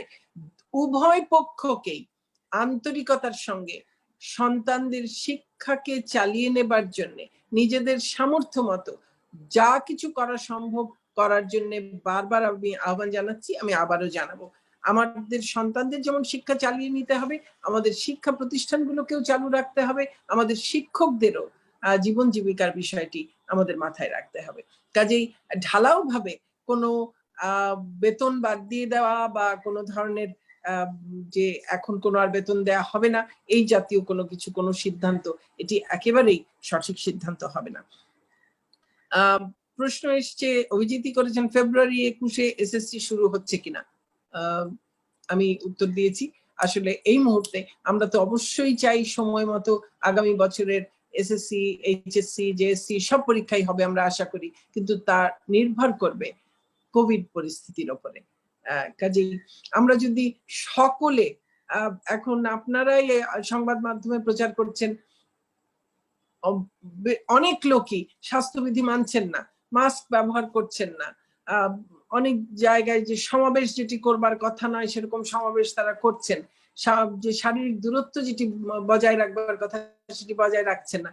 কাজে আপনারা যদি এই ব্যাপারে আরো বেশি সচেতন করতে থাকেন, আমরা সবাই মিলে যদি সচেতন করতে থাকি, নিজেরা সচেতন থাকি, তাহলে অবস্থার আরো অনেক বেশি দ্রুত উন্নতি হবে এবং সেক্ষেত্রে আমরা হয়তো এই বিষয়গুলোতেও দ্রুত সিদ্ধান্ত নিতে পারবো। কিন্তু এখন বর্তমানে যে অবস্থা, তাতে আমাদের পক্ষে এই মুহূর্তে প্রেডিক্ট করা সম্ভব নয় যে ফেব্রুয়ারির পরীক্ষা ফেব্রুয়ারিতে হচ্ছে কিনা, মার্চের পরীক্ষা মার্চে বা এপ্রিলের পরীক্ষা এপ্রিলে হচ্ছে কিনা। সবশেষ প্রশ্ন ছিল প্রমোশন হবে কিনা। ওই ঘুরে ফিরে একই কথা, আমাদের এরা সবাই পরবর্তী ক্লাসে যাবেন এবং পরীক্ষা হচ্ছে না, কিন্তু তারা 30 কর্মদিবসের মধ্যে একটি সংক্ষিপ্ত সিলেবাস পরবর্তী ক্লাসে যাবার জন্য যে শিখন ফল অর্জন করবার কথা সেটি অর্জন করবার সক্ষমতা অর্জন করবার মতো একটি সিলেবাস তারা সম্পন্ন করবেন। 30 কর্মদিবসে সাপ্তাহিক কতগুলো অ্যাসাইনমেন্ট সম্পন্ন করবেন। সেই অ্যাসাইনমেন্ট গুলো কোনো গ্রেডিং হবে না, কিন্তু সেগুলোর মূল্যায়নের মাধ্যমে আমরা আমাদের পরবর্তী পদক্ষেপগুলো আমরা সিদ্ধান্ত নিতে পারবো। লার্নিং গ্যাপ যেটি তৈরি হয়েছে কি করে পূরণ করা হবে? হ্যাঁ, লার্নিং গ্যাপ তো কোথাও কোথাও যারা একেবারেই অংশ নিতে পারেনি তাদের নিশ্চয়ই তৈরি হয়েছে, বা যারা অংশ নিয়েছে কিন্তু হয়তো সেখানে গ্যাপ কিছু তৈরি হয়েছে, সেটাও হতে পারে। সেই গ্যাপগুলো কোথায় কোথায় আছে সেটিও বুঝবার জন্যই তো আমাদের এই মূল্যায়নের এই পদ্ধতিটি। কাজেই সেটিকে পরবর্তী শিক্ষাবর্ষে আমরা যখন তাদেরকে শিক্ষা প্রতিষ্ঠানে নিয়ে যেতে পারবো, তখন তাদেরকে রেমেডিয়াল ক্লাসেস করিয়ে নানানভাবে তাদেরকে আমরা এই লার্নিং গ্যাপটি আমরা পূরণ করবার জন্য আমাদের সর্বোচ্চ প্রচেষ্টা চালাবো। প্রশ্ন করেছেন ব্লেন্ডিং কবে থেকে হবে। তো ব্লেন্ডিং মানে কি? দুটো বা একাধিক জিনিস একসঙ্গে হওয়া। এখানে ব্লেন্ডেড এডুকেশন বলতে আমরা সবাই যেটি বুঝি যে ক্লাসরুম এডুকেশনও আছে, তার সঙ্গে অনলাইন এডুকেশনও আছে। তো অনলাইন তো এখন চলছে, ক্লাসরুম যখন থেকে চলার শুরু হবে তখন থেকে ব্লেন্ডিং হবে। কাজেই তার আগে তো আর শুধু একটি নিয়ে তো আর ব্লেন্ডিং হয় না। কাজেই যখন থেকে ক্লাসরুমও করা সম্ভব হবে, ক্লাসরুমের শ্রেণীকক্ষে পাঠদানও শুরু করা যাবে, তখন থেকে ক্লাসরুমের শ্রেণীকক্ষে পাঠদানও শুরু হবে, একই সঙ্গে আমাদের অনলাইনটাও আমরা চালু রাখবার ব্যাপারে আমরা আশাবাদী। কাজেই আমরা এই দুটো মিলে তখন ব্লেন্ডিং হবে। আর কোনো প্রশ্ন ছিল না, এর মধ্যে যদি আরো কোনো প্রশ্ন এসে থাকে। আর জি জি মাননীয় উপমন্ত্রী মহোদয়, আপনি যোগ করেন। যে আসলে এখানে একটা আলোচনা বারবার আসছে, এটা কেন আসছে আমরা বুঝছি না, যে অটো পাস আসলে তো কেউ অটো পাস হচ্ছে না, মূল্যায়িত হচ্ছে। এবং সেখানে আমাদের বিশেষজ্ঞ কমিটি একটা পরিকল্পনা দিবেন, সেই অনুযায়ী কিভাবে মূল্যায়ন হবে সেটা, কিন্তু মূল্যায়ন কিন্তু পাবলিক এক্সামে হবে। আর একটা বিষয় এখানে বলা হচ্ছে কৃতকার্য অকৃতকার্য হওয়ার বিষয়টি। আসলে আমরা সেকেন্ডারি স্কুলগুলোর দিকে যদি দেখি উন্নত বিশ্বে, সেখানে কাউকে অকৃতকার্য সেখানে করে না। কেন করে না? কারণ অকৃতকার্য কোনো ছাত্র হওয়াটা কিন্তু এটা আমাদেরই দুর্বলতা। অর্থাৎ প্রতিষ্ঠান হিসেবে বা শিক্ষক হিসেবে সেখানে আমি তাকে কৃতকার্য করাতে পারিনি, অর্থাৎ তাকে আমি সেই কম্পিটেন্সি যেটা দেয়ার সেটা আমরা দিতে পারিনি, শিখন ফল সে অর্জন করতে পারিনি। এটা কিন্তু ছাত্র বা ছাত্রীর দোষ নয়। তো এটা বোঝার জন্য মূল্যায়নটা খুবই গুরুত্বপূর্ণ। পাস ফেল এই আলোচনা, পরীক্ষা নির্ভর যে আলোচনা আছে, এর চাইতে আসলে মূল্যায়ন করার মাধ্যমে কতটুকু আমাদের, যেমন এইবার মাননীয় মন্ত্রী মহোদয় আপনি যে আমাদের যে পরিকল্পনাটা, এটার মাধ্যমে আমরা নিশ্চিত করতে পারবো কোথায় লাস্ট মাইল রিচ যেটা আমাদের করার কথা ছিল সেটা হয়নি। যদি মূল্যায়ন পরবর্তী অবস্থা দেখা যায় যে অনেক জায়গা, অনেক ছাত্রছাত্রী, অনেক প্রতিষ্ঠান একেবারেই আমাদের রিচ থেকে বাইরে, তখন তাদেরকে সেইভাবেই করে আগামী বছর সেখানে জোর দিতে হবে। এবং এই জন্যই কিন্তু এই মূল্যায়ন, এবং ভবিষ্যতেও কিন্তু মূল্যায়নের মাধ্যমে ছাত্রছাত্রীদেরকে তার কম্পিটেন্সি দেখার বিষয়টা আমাদের কিন্তু আসতে হবে, যে আমরা ছাত্রছাত্রীদেরকে শাস্তি দেই তারা যদি কৃতকার্য না হয়। আসলে তাদের তো দোষ নয় কেউ যদি কৃতকার্য না হয়, এটা তো আমাদেরই দুর্বলতা। তো আমরা ধীরে ধীরে সেই প্রক্রিয়াতে আমরা যেতে চাই, যে যেখানে আমরা বুঝতে চাই মূল্যায়নের মাধ্যমে কতটুকু শিক্ষণ ফল অর্জিত হয়েছে, এবং যেখানে হয়নি, যেই ছাত্রের হয়নি, সেই ছাত্রীকে কিভাবে বিশেষভাবে নজর দিয়ে তার যে কোর কম্পিটেন্সি সেটা আমরা কিভাবে ইমপ্রুভ করতে পারবো সেটার দিকে আসলে আমরা নজর দিতে চাই। এই পাস ফেল বা একটা ছাত্র বা ছাত্রীকে শাস্তিমূলক অকৃতকার্য করার যেই আমাদের প্রবণতাটা আমরা প্রাতিষ্ঠানিকভাবে দীর্ঘদিন ধরে চালিয়ে আসছি, এর থেকে আমাদের বেরিয়ে আসতে হবে। জি মন্ত্রী মহোদয়, আরো কিছু বলেন, আর কোনো প্রশ্ন আছে কিনা? মাননীয় মন্ত্রী মহোদয়, জি, আর খায়ের সাহেব, আপনি যদি, আমি জানি না, আমাকে এই যেই কমেন্ট গুলো যত আছে, হ্যাঁ, তার মধ্যে বেশ কিছু কমেন্ট আছে যেগুলো হয়তো সরাসরি আজকের আমাদের বিষয়ের সঙ্গে সরাসরি সম্পৃক্ত না, কিন্তু আমাদের অন্যান্য যারা শিক্ষার্থী আছে বিভিন্ন পর্যায়ের, তাদের অনেকের জন্য জরুরি, কেউ কেউ প্রশ্ন করছেন। তো সেগুলোকে আজকে এখানে যা আছে এই সবগুলো কি আমাদের কাছে দেওয়া সম্ভব কিনা? আমরা একটা প্রিন্ট আউট নিব, কপি করে নিয়ে প্রিন্ট আউট করব। জি স্যার, জি, এই পুরোটা যদি করে দিতে পারেন সবগুলোই, সব কমেন্ট গুলো, তাহলে খুবই ভালো হবে। জি জি, এখন আরো যদি কোনো প্রশ্ন থাকে দয়া করে প্রশ্নটা করতে পারেন। জি, মাননীয় মন্ত্রী মহোদয়, আপনাকে অসংখ্য ধন্যবাদ। এই মুহূর্তে আমি প্রশ্ন করার জন্য অনুরোধ জানাচ্ছি দীপ্ত টেলিভিশনের মাহমুদ শাওন। মাহমুদ শাওন, আপনি আপনাকে অ্যাক্সেস দেওয়া হয়েছে, আপনি আনমিউট করে আপনার প্রশ্ন করুন। জি, আসসালামু আলাইকুম, আমাকে শোনা যাচ্ছে? জি জি, খুব ভালো শোনা যাচ্ছে। আপা, আপনার কাছে আসলে প্রশ্ন একটু অন্য বিষয়ে, সেটা হচ্ছে যে বিশ্ববিদ্যালয়ে ভর্তির বিষয়ে আমরা দেখেছি যে পাবলিক বিশ্ববিদ্যালয় উপাচার্যগণদের যে সংগঠন রয়েছে বিশ্ববিদ্যালয় পরিষদ, তারা একটি সিদ্ধান্ত নিয়েছে যে বিশ্ববিদ্যালয়ে ভর্তি পরীক্ষা হবে, কিন্তু প্রথম দিন আমরা জানতে পারলাম যে অনলাইনে হতে পারে। পরে ঢাকা বিশ্ববিদ্যালয়ে গতকালকে যেটা আমরা জানলাম যে তারা লিখিত পরীক্ষা নেবে বিভাগীয় শহরগুলোতে। তো জানতে চাচ্ছিলাম আসলে, এবং বেসরকারি বিশ্ববিদ্যালয়গুলোর কথা এখনো জানি না, তো শিক্ষা মন্ত্রণালয়ের এই বিষয়ে কোনো পরিকল্পনা বা নির্দেশনা আছে কিনা সেটাই আসলে জানতে চাচ্ছি, কারণ অনেক শিক্ষার্থী আসলে জানতে চায়। মাহমুদ শাওন, আপনাকে ধন্যবাদ। এই মুহূর্তে আমি প্রশ্ন করার জন্য অনুরোধ জানাচ্ছি জুবাইর আল মাহমুদ। জুবাইর আল মাহমুদ, আপনি কি যুক্ত আছেন? আপনি আনমিউট করে আপনার আমি যুক্ত আছি। আপনার কথা কি শোনা যাচ্ছে খায়ের ভাই? জি, শোনা যাচ্ছে। জি, আপনি আপনার প্রশ্ন করুন প্লিজ। জি, মাননীয় মন্ত্রী, আমি প্রশ্ন করতে চাই যেগুলো আসলে কেউ করেনি, সেরকম 2-3টা প্রশ্ন করতে চাই। সেটি হচ্ছে কারিগরি শিক্ষা স্তরে নবম এবং একাদশ শ্রেণীতে বোর্ড পরীক্ষা হয় ওদের, তো আসলে তাদের বোর্ড পরীক্ষা হবে কিনা, নাকি তারা অটো প্রমোশন পাবে, এই একটি বিষয়।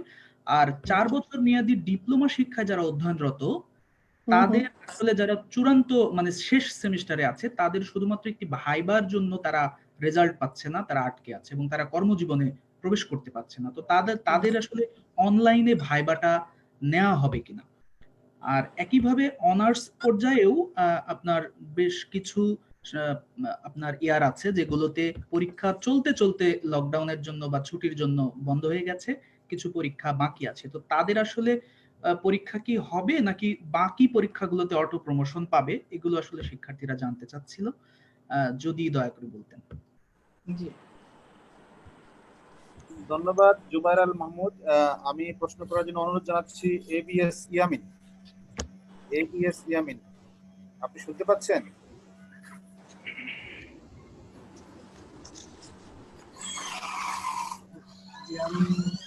চলে গেছে?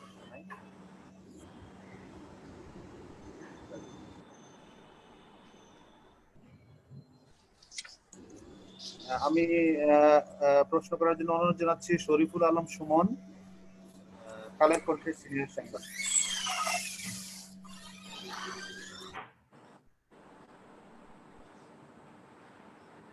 জি, মাননীয় মন্ত্রী, আপনাকে ধন্যবাদ জানাচ্ছি, বিশেষ করে এডুকেশন রিপোর্টার্স অ্যাসোসিয়েশন ইরাপের সাধারণ সম্পাদক হিসেবে আপনাকে ধন্যবাদ জানাচ্ছি যে আসলে আপনারা একটা সুনির্দিষ্ট দিক নির্দেশনা আমাদেরকে দিলেন। কিন্তু আমার দুটো প্রশ্ন আছে এখানে, যে আপনি অলরেডি বলেছেন সবকিছুই, কিন্তু অনেক স্কুল মাননীয় মন্ত্রী মহোদয় যে তারা অনলাইনে বার্ষিক পরীক্ষা নেওয়ার জন্য রুটিন দিয়ে দিয়েছে নভেম্বরের শুরুর প্রথম সপ্তাহ থেকেই। এখন এইখানে হয়তো সব শিক্ষার্থী পরীক্ষা দিবে না, কিন্তু তারা একটা নম্বরও দিচ্ছে এবং আগেও পরীক্ষা নিয়েছে সেখানেও নম্বর দিচ্ছে। তাহলে তারা যদি এখন যারা পরীক্ষা দেয় তাদেরকে রোল নাম্বার আগে দেয়, কিংবা যারা পরীক্ষা না দেয়, কিংবা আপনি যেটা বলেছেন যে আসলে নম্বরিং হবে না, কিন্তু তারা অলরেডি নম্বর দেওয়ার সব প্রস্তুতি নিয়েছে, এখন তাদের জন্য আসলে কি নির্দেশনা থাকবে, এইটা 1 নাম্বার প্রশ্ন। আর 2 নাম্বার প্রশ্ন হচ্ছে যে আপনি টিউশন ফির ব্যাপারে বলেছেন যে অভিভাবক এবং স্কুল তারা সমন্বয় করবে, কিংবা দুইজনকেই ছাড় দেওয়ার মনোমানসিকতা থাকতে হবে। কিন্তু মাননীয় মন্ত্রী, আমরা যখন এই প্রেস কনফারেন্সে আছি, এই মুহূর্তে মণিপুর স্কুলের সামনে, রাজধানীর মণিপুর স্কুলের সামনে অভিভাবকরা মানববন্ধন করছেন, তারা বিক্ষোভ করছেন, কারণ তাদেরকে বলা হয়েছে যে নভেম্বরের মধ্যে সমস্ত টিউশন ফি পরিশোধ না করলে পরবর্তী ক্লাসে উন্নীত করা হবে না। এসব ব্যাপারে যদি আপনার মতামত জানতে চাচ্ছিলাম। ধন্যবাদ। ধন্যবাদ শরীফুল আলম সুমন। মাননীয় মন্ত্রী মহোদয়, একটা কোশ্চেন ছিল কমন, সেটা হচ্ছে যে আমরা কখন নাগাদ এই যে 3 ডিগ্রিতে সংক্ষিপ্ত সিলেবাস সেটার ক্লাসটা কখন নাগাদ শুরু হবে, এটা অনেকে জানতে চেয়েছিলেন। জি, আর এই মুহূর্তে আমাদের হাতে আর কোনো প্রশ্ন নেই। মাননীয় মন্ত্রী মহোদয়, আপনি এখন প্রশ্নগুলির জবাব দিতে পারেন। আচ্ছা, খুব ভালো ভালো প্রশ্ন এসছে যে বিশ্ববিদ্যালয় ভর্তির ব্যাপারে, যে বিশ্ববিদ্যালয় ভর্তি পরীক্ষা কি হবে কিনা, সেটি অনলাইনে হবে কিনা, এবং এই নিয়ে বিশ্ববিদ্যালয় পরিষদের একটি কথা বলেছেন আর ঢাকা বিশ্ববিদ্যালয়ের একটি সিদ্ধান্তের কথা বলেছেন, যে শিক্ষা মন্ত্রণালয়ের কোনো সিদ্ধান্ত আছে কিনা। শিক্ষা মন্ত্রণালয়ের এই বিষয়ে সিদ্ধান্ত নিতে হলে কিন্তু শিক্ষা মন্ত্রণালয়কে সকল বিশ্ববিদ্যালয়কে নিয়েই সিদ্ধান্ত নিতে হবে। আমাদের যেটি প্রচেষ্টা ছিল গত কয়েক বছর ধরেই, যে সমন্বিত পরীক্ষা, আমরা মনে করি যে এই বছর যে বাস্তবতা আমাদের, তাতে এই সমন্বিত পরীক্ষাটি এখন সময়ের সবচেয়ে বোধহয় বড় দাবি। এবং সে সমন্বিত পরীক্ষা যদি সারা দেশব্যাপী আমরা নিতে পারি, তাহলে কিন্তু স্বাস্থ্যবিধি বজায় রেখেই হয়তো সেটি করা সম্ভব। কারণ প্রতি জেলায় জেলায় যদি পরীক্ষা হয় এবং আমাদের সারা দেশে যে বিশ্ববিদ্যালয়গুলো শিক্ষকরা আছেন তারাই কিন্তু নানানভাবে সেখানে এই ইনভিজিলেটর হিসেবে, পরীক্ষার পর্যবেক্ষক হিসেবে উপস্থিত থেকে তারা এটি নিশ্চিত করতে পারেন, মান নিশ্চিত করতে পারেন। এবং এটি যদি নেওয়া সম্ভব হয়, আমাদের ধারণা যে এটি করা সম্ভব। কিন্তু আমরা জানি যে আমরা এবছরের গোড়ায় যখন এই গত বছরের শেষে এবং এবছরের গোড়ায় সমন্বিত পরীক্ষা নিয়ে কথা হয়েছিল, সেখানে কয়েকটি বড় পাবলিক বিশ্ববিদ্যালয় তাদের আপত্তির কথা জানিয়েছিলেন। বাকিরা কিন্তু আমাদের ইতোমধ্যেই বহু আগে থেকেই মেডিকেল পরীক্ষা সমন্বিত ভাবে হয়, এবার কৃষি বিশ্ববিদ্যালয়গুলোর হয়েছে, একইভাবে বিজ্ঞান ও প্রযুক্তি বিশ্ববিদ্যালয়গুলোর, সাধারণ বিশ্ববিদ্যালয়গুলোর এবং বিশেষায়িত বিশ্ববিদ্যালয়গুলোর বা প্রকৌশল বিশ্ববিদ্যালয়গুলোর, সেগুলো কিন্তু সমন্বিত পরীক্ষা হতে পারে। তো আমরা এখনো তাদের সঙ্গে আলাপ আলোচনা করে এই বিষয়টি একেবারে কি পদ্ধতিতে হবে সেই বিষয়টি আমরা সিদ্ধান্ত আমাদের জানিয়ে দেব। এটি নিয়েও আমাদের আলোচনা চলছে। কারিগরির নবম এবং একাদশের যে বোর্ড পরীক্ষার কথা বলেছেন, এই পরীক্ষাগুলো কিন্তু তাদের পরীক্ষা হওয়া প্রয়োজন রয়েছে। ওই যেটি বললাম যে তাদের যে পড়াশোনার যে ধরন, তাতে সেখানে তাদের পরীক্ষা নেওয়াটা হয়তো জরুরি।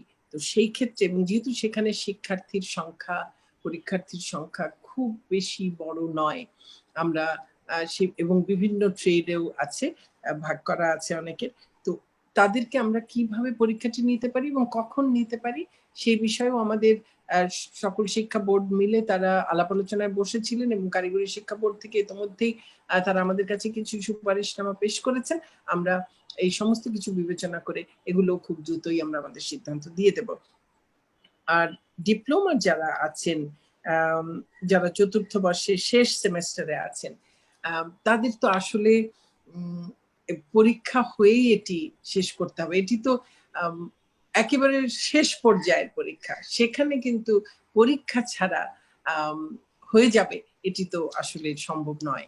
কাজে তাদের পরীক্ষাটি হতে হবে। হ্যাঁ, এটি আমরা সবাই বুঝতে পারছি যে তারা বারবার আমাদেরকে জানাচ্ছেন যে আমরা 8 মাস ধরে আমরা অপেক্ষা করছি, আমরা চাকরি জীবনে প্রবেশ করতে পারছি না। নিশ্চয়ই, এবং দেশের এই যারা এখানে আছে পরীক্ষার্থীরা, তাদের পরিবারের জন্যও এটি নিশ্চয়ই একটি বড় বোঝা।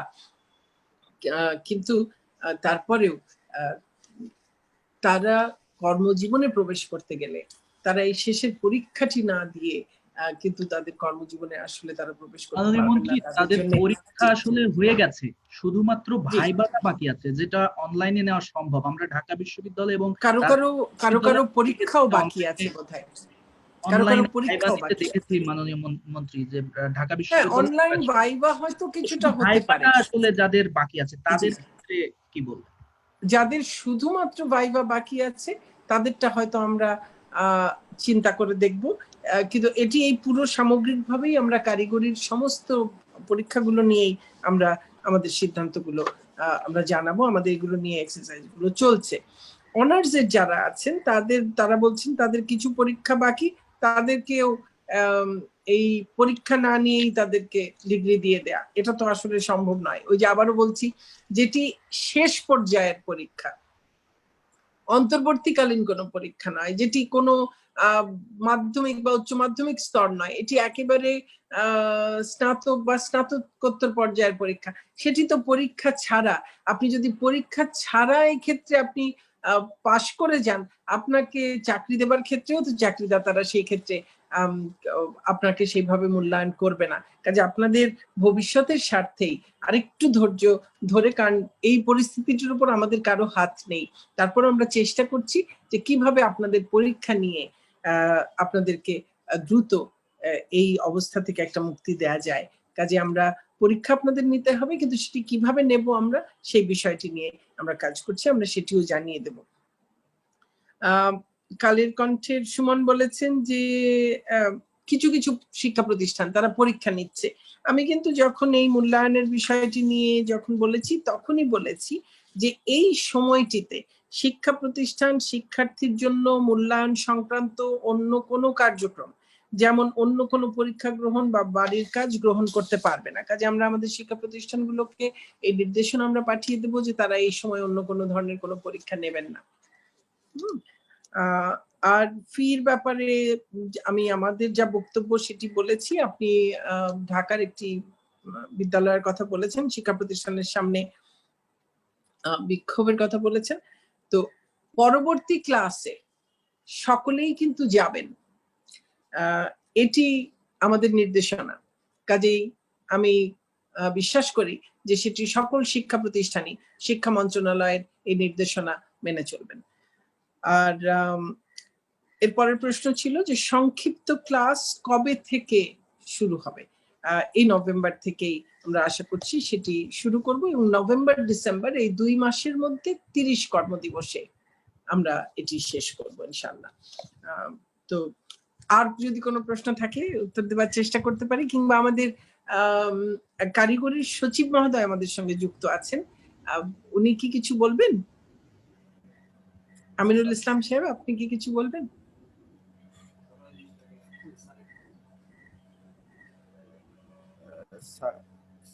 স্যারকে তো দেখা যাচ্ছে না স্যার। আমাদের মাধ্যমিক উচ্চ শিক্ষা অধিদপ্তরের ডিজি স্যার বলতে পারেন। আচ্ছা, ডিজি মহোদয় আছেন? স্যার আমি আছি স্যার, আমার তো বলার কিছু নেই স্যার, আপনি সব বলে দিয়েছেন। আচ্ছা, এই যে একদম শেষে যেটি ছিল যে যারা বিভিন্ন শিক্ষা প্রতিষ্ঠান তারা এই যে এখন বিক্ষোভ হচ্ছে যে নভেম্বর মাসের মধ্যে ফি দিয়ে দিতে বলা হয়েছে, না হলে পরবর্তী ক্লাসে যাবে না। তো আমাদের সিদ্ধান্ত তো হচ্ছে যে সকল শিক্ষার্থী পরবর্তী ক্লাসে যাবে। তো আপনি যদি এই বিষয়ে কিছু বলতে চান। স্যার আপনি তো আগে বলে দিয়েছেন স্যার, সবাই পরবর্তী ক্লাসে যাবে। আর টিউশন ফির ব্যাপারে আমরা কয়েকদিনের মধ্যে একটা নির্দেশনা প্রদান করবো স্যার। আপনার পরামর্শ দিয়েছেন, এর মধ্যে আমরা সিদ্ধান্ত নিয়ে সেই নির্দেশনা প্রদান করবো স্যার। তাদের কাছে সেটিকে জানিয়ে দেয়া। আর কিছুতেই তারা এই সময় যেন অন্য কোনো ধরনের কোনো পরীক্ষা বা কোনো মূল্যায়ন না নেন, সেটিও তো আমাদের সিদ্ধান্ত। এবং শিক্ষা প্রতিষ্ঠান সেটি নিশ্চয়ই শিক্ষা মন্ত্রণালয়ের নির্দেশনা তাদেরকে মেনেই তাদের প্রতিষ্ঠান চালাতে হবে, এটি তো অবশ্যই তাদের জন্য এটি করা প্রয়োজন। জি, আর কোনো কিছু আছে? আমার ছোট করে একটা বিষয় জানার ছিল। জি জি জি জি আপা, আমার ছোট্ট করে একটা বিষয় জানার ছিল। আমার ছোট্ট করে একটা বিষয় জানার ছিল, সেটা হচ্ছে আপনি বলছেন যে নভেম্বর ডিসেম্বরে অ্যাসাইনমেন্ট দেয়া নেওয়াটা শেষ হবে, বা 30 দিনের যে সিলেবাস সেটার ইয়েটা শেষ হবে, কিন্তু এটা কি অনলাইনে শেষ হবে না শিক্ষার্থীদের সশরীরে প্রতিষ্ঠানে যেতে হবে? এই প্রক্রিয়াটা কি হবে? আচ্ছা, একদম গোড়াতে বলেছি, মাঝখানেও বলেছি, আবারও বলছি, এই সিলেবাস যে 30 দিনের যে সংক্ষিপ্ত সিলেবাস, এটি আমরা এই ক্লাসগুলো, এই 30টা ক্লাস আমরা, এই 30 দিনের ক্লাস আমরা টেলিভিশনে, সংসদ টেলিভিশনের মাধ্যমেও করাবো, সেগুলো অনলাইনেও থাকবে। এবং স্ব প্রতিষ্ঠানের শিক্ষকেরা তাদের স্ব প্রতিষ্ঠানের শিক্ষার্থীদেরকেও এই বিষয়ে তাদের যতটুকু সহযোগিতা করা প্রয়োজন, যেইভাবে অনলাইনে পারবেন, টেলিফোনের মাধ্যমে পারবেন, তারা করবেন। যেখানে যেখানে হয়তো কমিউনিটিতে কিছু শিক্ষার্থীদের ছোট ছোট 2-4-5 জনের গ্রুপ করেও যেখানে সহযোগিতা করা প্রয়োজন হবে সেখানে তারা করবেন।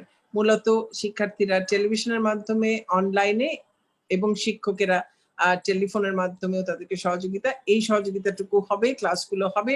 আর এই সিলেবাস এবং অ্যাসাইনমেন্ট গুলো, এগুলো সব আমাদের ওয়েবসাইটে থাকবে, টেলিভিশনেও দেয়া হবে, এই ওয়েবসাইটেও থাকবে। শিক্ষার্থীরা তারা সরাসরিও এই ওয়েবসাইট থেকে সেটি গ্রহণ করতে পারবেন এবং এই অ্যাসাইনমেন্ট গুলো করে কমপ্লিট করে সেগুলোকে তাদের স্ব প্রতিষ্ঠানে যেমন পাঠাতে পারবেন, আবার অনলাইনে যেমন পাঠাতে পারবেন, যেখানে স্বাস্থ্যবিধি মেনে সশরীরে বাবা মায়েরা গিয়ে, অভিভাবকেরা গিয়ে দিয়ে আসতে পারবেন বা শিক্ষার্থী নিজেই দিয়ে আসতে পারবে, সেটিও করা যাবে।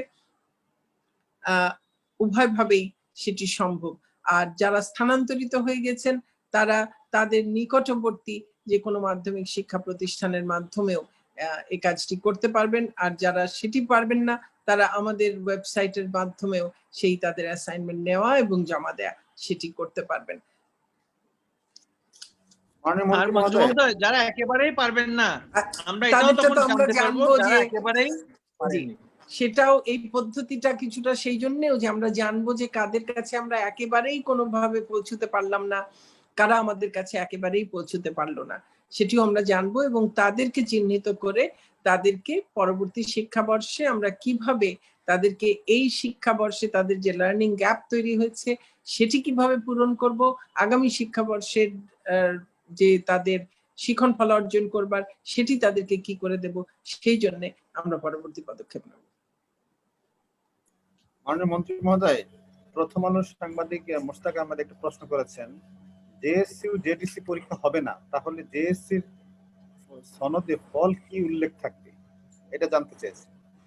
আচ্ছা, আমরা বলেছি যে আমরা সনদ দেওয়ার বিষয়টি, স্কলারশিপের বিষয়টি, এই সবগুলো বিষয় নিয়েই আপনাদেরকে সিদ্ধান্ত জানিয়ে দেব। তবে এখন শুধু যদি এটুকু বলি যে ক্লাস 8-এ তারা এবার পরীক্ষা দিত, পরীক্ষা দিলে তারা একটি সনদ পেত, এবার তারা পরীক্ষা না দিয়েই পরবর্তী ক্লাসে যাচ্ছে, সেই জন্য তারা সনদ পাবে না তা তো নয়, কারণ এর মধ্যে কারো কারো হতে পারে যে তার এই জেএসসির সনদটি তার খুব জরুরি হতে পারে তার জন্য, কাজেই এই তাকে সনদটি দেয়া হবে। কিন্তু সনদে এবার যেমন সকলেই আমরা পরবর্তী ক্লাসে চলে যাচ্ছি সেরকম করেই সনদে আমরা উল্লেখ করব কিভাবে যে সে যে কৃতকার্য হয়েছে বা সে যে এই 8ম শ্রেণী পর্যন্ত শেষ করেছে সেটি উল্লেখ থাকবে। আমরা আসলে এই যে গ্রেডিং এর, আমি বারবারই আসলে বলছি, আমরা উন্নত দেশ হতে চাই, আমরা উন্নত বিশ্বের অংশ হতে চাই, আবার একই সঙ্গে উন্নত বিশ্বের যে শিক্ষা ব্যবস্থা সেখানে কিন্তু এই যে প্রত্যেক ক্লাসে স্কুলে গ্রেডিং, পরীক্ষা, পাস করছে, ফেল করছে, ভালো হচ্ছে, জিপিএ 5 পাচ্ছে, এই ধরনের সব জিনিস নিয়ে কিন্তু উন্মাদনাটি নেই। কাজে আমরা একদিকে আধুনিক হব, উন্নত বিশ্ব হব সেটি ভাবছি, কিন্তু শিক্ষা ব্যবস্থায়ও কিন্তু সেটি দিকে আমাদের যেতে হবে।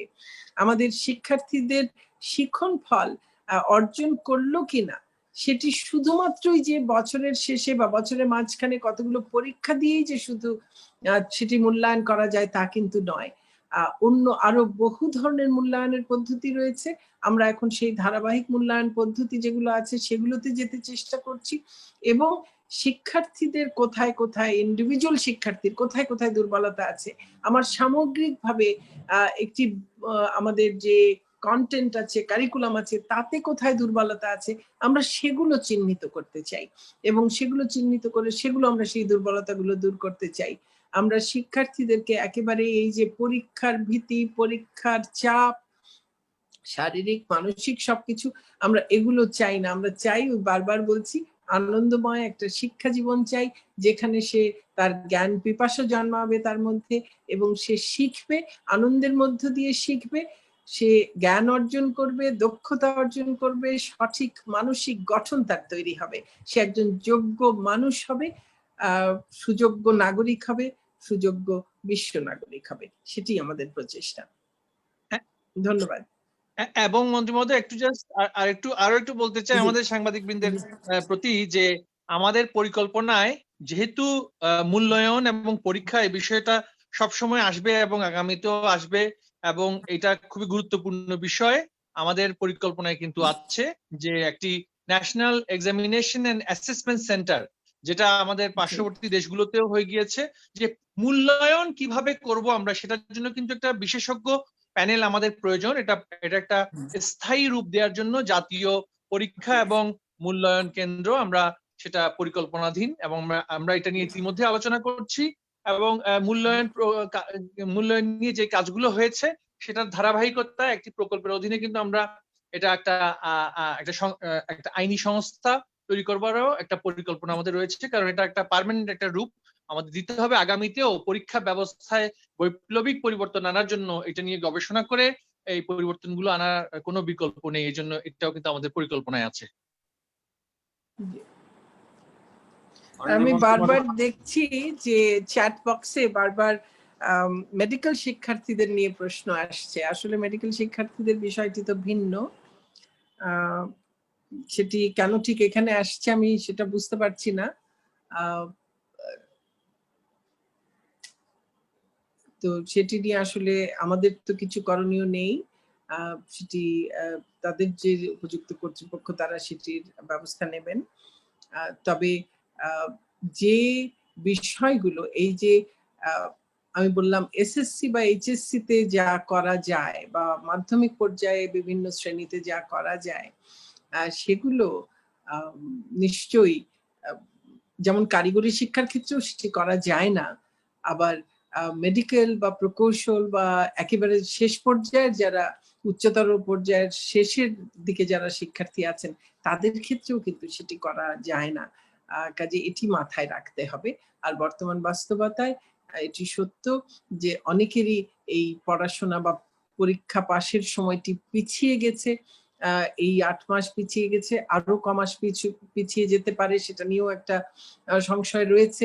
কাজেই তাদের নিশ্চয়ই তাদের এবং তাদের পরিবারের এ নিয়ে উদ্বেগ উৎকণ্ঠা অনেক কিছু আছে এবং অনেকের জন্যই অর্থনৈতিকভাবেও এটি এক ধরনের বোঝা। তবুও এই অবস্থার পরিপ্রেক্ষিতে আমাদের জন্য যেটি সবচাইতে ভালো এই পরিপ্রেক্ষিতে করা সম্ভব আমরা শুধু সেটিই করবার চেষ্টা করতে পারি। আমরা একেবারে যেখানে পরীক্ষা ছাড়া কোনোভাবেই সম্ভব নয় সেখানে তো পরীক্ষা বাদ দিয়ে দেওয়া সম্ভব না, এটাও বুঝতে হবে। তো সাংবাদিক বন্ধুগণ আর কোনো কিছু কি আছে আপনাদের? আর যদি না থাকে তাহলে আজকে আমরা শেষ করতে পারি, প্রায় 1.5 ঘন্টা চললো। মাননীয় মন্ত্রী মহোদয়, আমাদের হাতে এই মুহূর্তে আর কোনো প্রশ্ন নেই, আপনি ঠিক আছে, তাহলে পরিষ্কার তো মোটামুটি, আর কোনো বিভ্রান্তি নেই, কোনো ধরনের আছে কোনো বোঝা নিয়ে কোনো ভুল আছে কোথাও, আমি কোথাও পরিষ্কার করতে পারিনি সেরকম কিছু আছে? মন্ত্রী মহোদয়, এখন বোধহয় সবাই এই সংবাদের পরবর্তী প্রচারণায় সবাই মনে হয় নিয়োজিত হয়ে গিয়েছে। আমাদের মনে হয় আরেকটা মিটিং আছে, ইএসপি মিটিং, আমরা সেখানে চলে যেতে তাহলে পারি। আমরা সবাইকে সাংবাদিক বন্ধুদের অনেক ধন্যবাদ আজকে যারা। জি মন্ত্রী মহোদয়, আমার ছোট্ট একটা প্রশ্ন ছিল। আমি মুরাদ হোসেন, জাগনির যে কাজ করি। মন্ত্রী মহোদয়, আমি বলতে চাচ্ছিলাম যে আমরা সম্প্রতি গত কয়েকদিন থেকে দেখছি যে একটা বেসরকারি বিশ্ববিদ্যালয়ে আন্দোলন চলছে টিউশন ফি ছাড় বা মওকুফ করার জন্য আংশিক। তো এই প্রস্তুতি আরো বেশ কয়েকটি বিশ্ববিদ্যালয় শুরু হয়েছে। তো আমি একটু জানতে চাচ্ছিলাম যে এই বিষয়ে আপনাদের কোনো দিক নির্দেশনা থাকবে কিনা? দেখুন, আমি টিউশন ফি নিয়ে যা বলার সেটি বারবারই বলেছি, নতুন করে আর বলবার কিছু নেই। সেটি যে পর্যায়েরই হোক সকল ক্ষেত্রেই একই বিষয় প্রযোজ্য। এটি সকল অভিভাবকের একই ধরনের অবস্থা নয়, সকল অভিভাবক একইভাবে ক্ষতিগ্রস্ত হননি। কাজেই সকলের জন্যই একভাবে কমিয়ে দেয়া বা একভাবে বাদ দিয়ে দেয়া, ছাড় দিয়ে দেয়া তারও কোনো প্রশ্ন এখানে আসতে পারে না। আর একই সঙ্গে শিক্ষা প্রতিষ্ঠানের কথাও ভাবতে হবে, শিক্ষক কর্মচারী তাদের কথাও ভাবতে হবে, শিক্ষার্থীদের কথাও ভাবতে হবে, অভিভাবকদের কথাও ভাবতে হবে। কাজেই সেখানে যারা সর্বাধিক ক্ষতিগ্রস্ত হয়েছেন তারা শিক্ষা প্রতিষ্ঠানের সঙ্গে এই বিষয়টি নিয়ে তারা আলাপ আলোচনা করে তার মাধ্যমেই উভয় পক্ষই মানবিক আচরণ করে, যৌক্তিক আচরণ করে তার মাধ্যমেই একটি জায়গায় পৌঁছতে হবে। এখানে আমাদের পক্ষে সরাসরি কোনো কেন্দ্রীয়ভাবে কোনো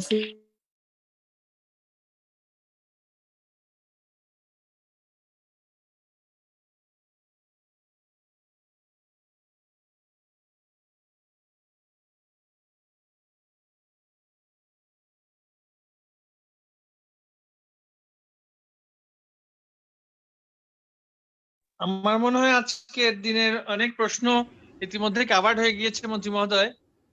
আমরা পরবর্তী মিটিং এর জন্য আপনি অনুমতি নিয়ে প্রোগ্রেস করলে বোধহয় ভালো হবে। মাননীয় মন্ত্রী মহোদয়, আপনার এটা মিউট আছে মনে হয়, মিউট হয়ে গেছে।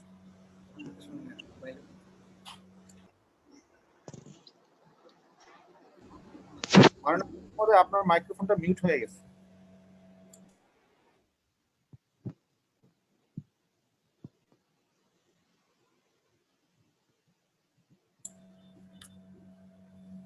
মাননীয় মন্ত্রী মহোদয় বেরোয় গেছে, দেখলাম না, দেখতেছি না। মাননীয় মন্ত্রী মহোদয় আছে স্ক্রিনে নেই? না, দেখা যাচ্ছে। সাংবাদিক বন্ধুগণ, আপনাদেরকে অসংখ্য ধন্যবাদ। আপনাদের সকলের সুস্বাস্থ্য কামনা করছি। আমাদের প্রেস ব্রিফিং কার্যক্রম এখানেই সমাপ্ত ঘোষণা করছি। সকলকে ধন্যবাদ, সকলের সুস্বাস্থ্য কামনা করছি।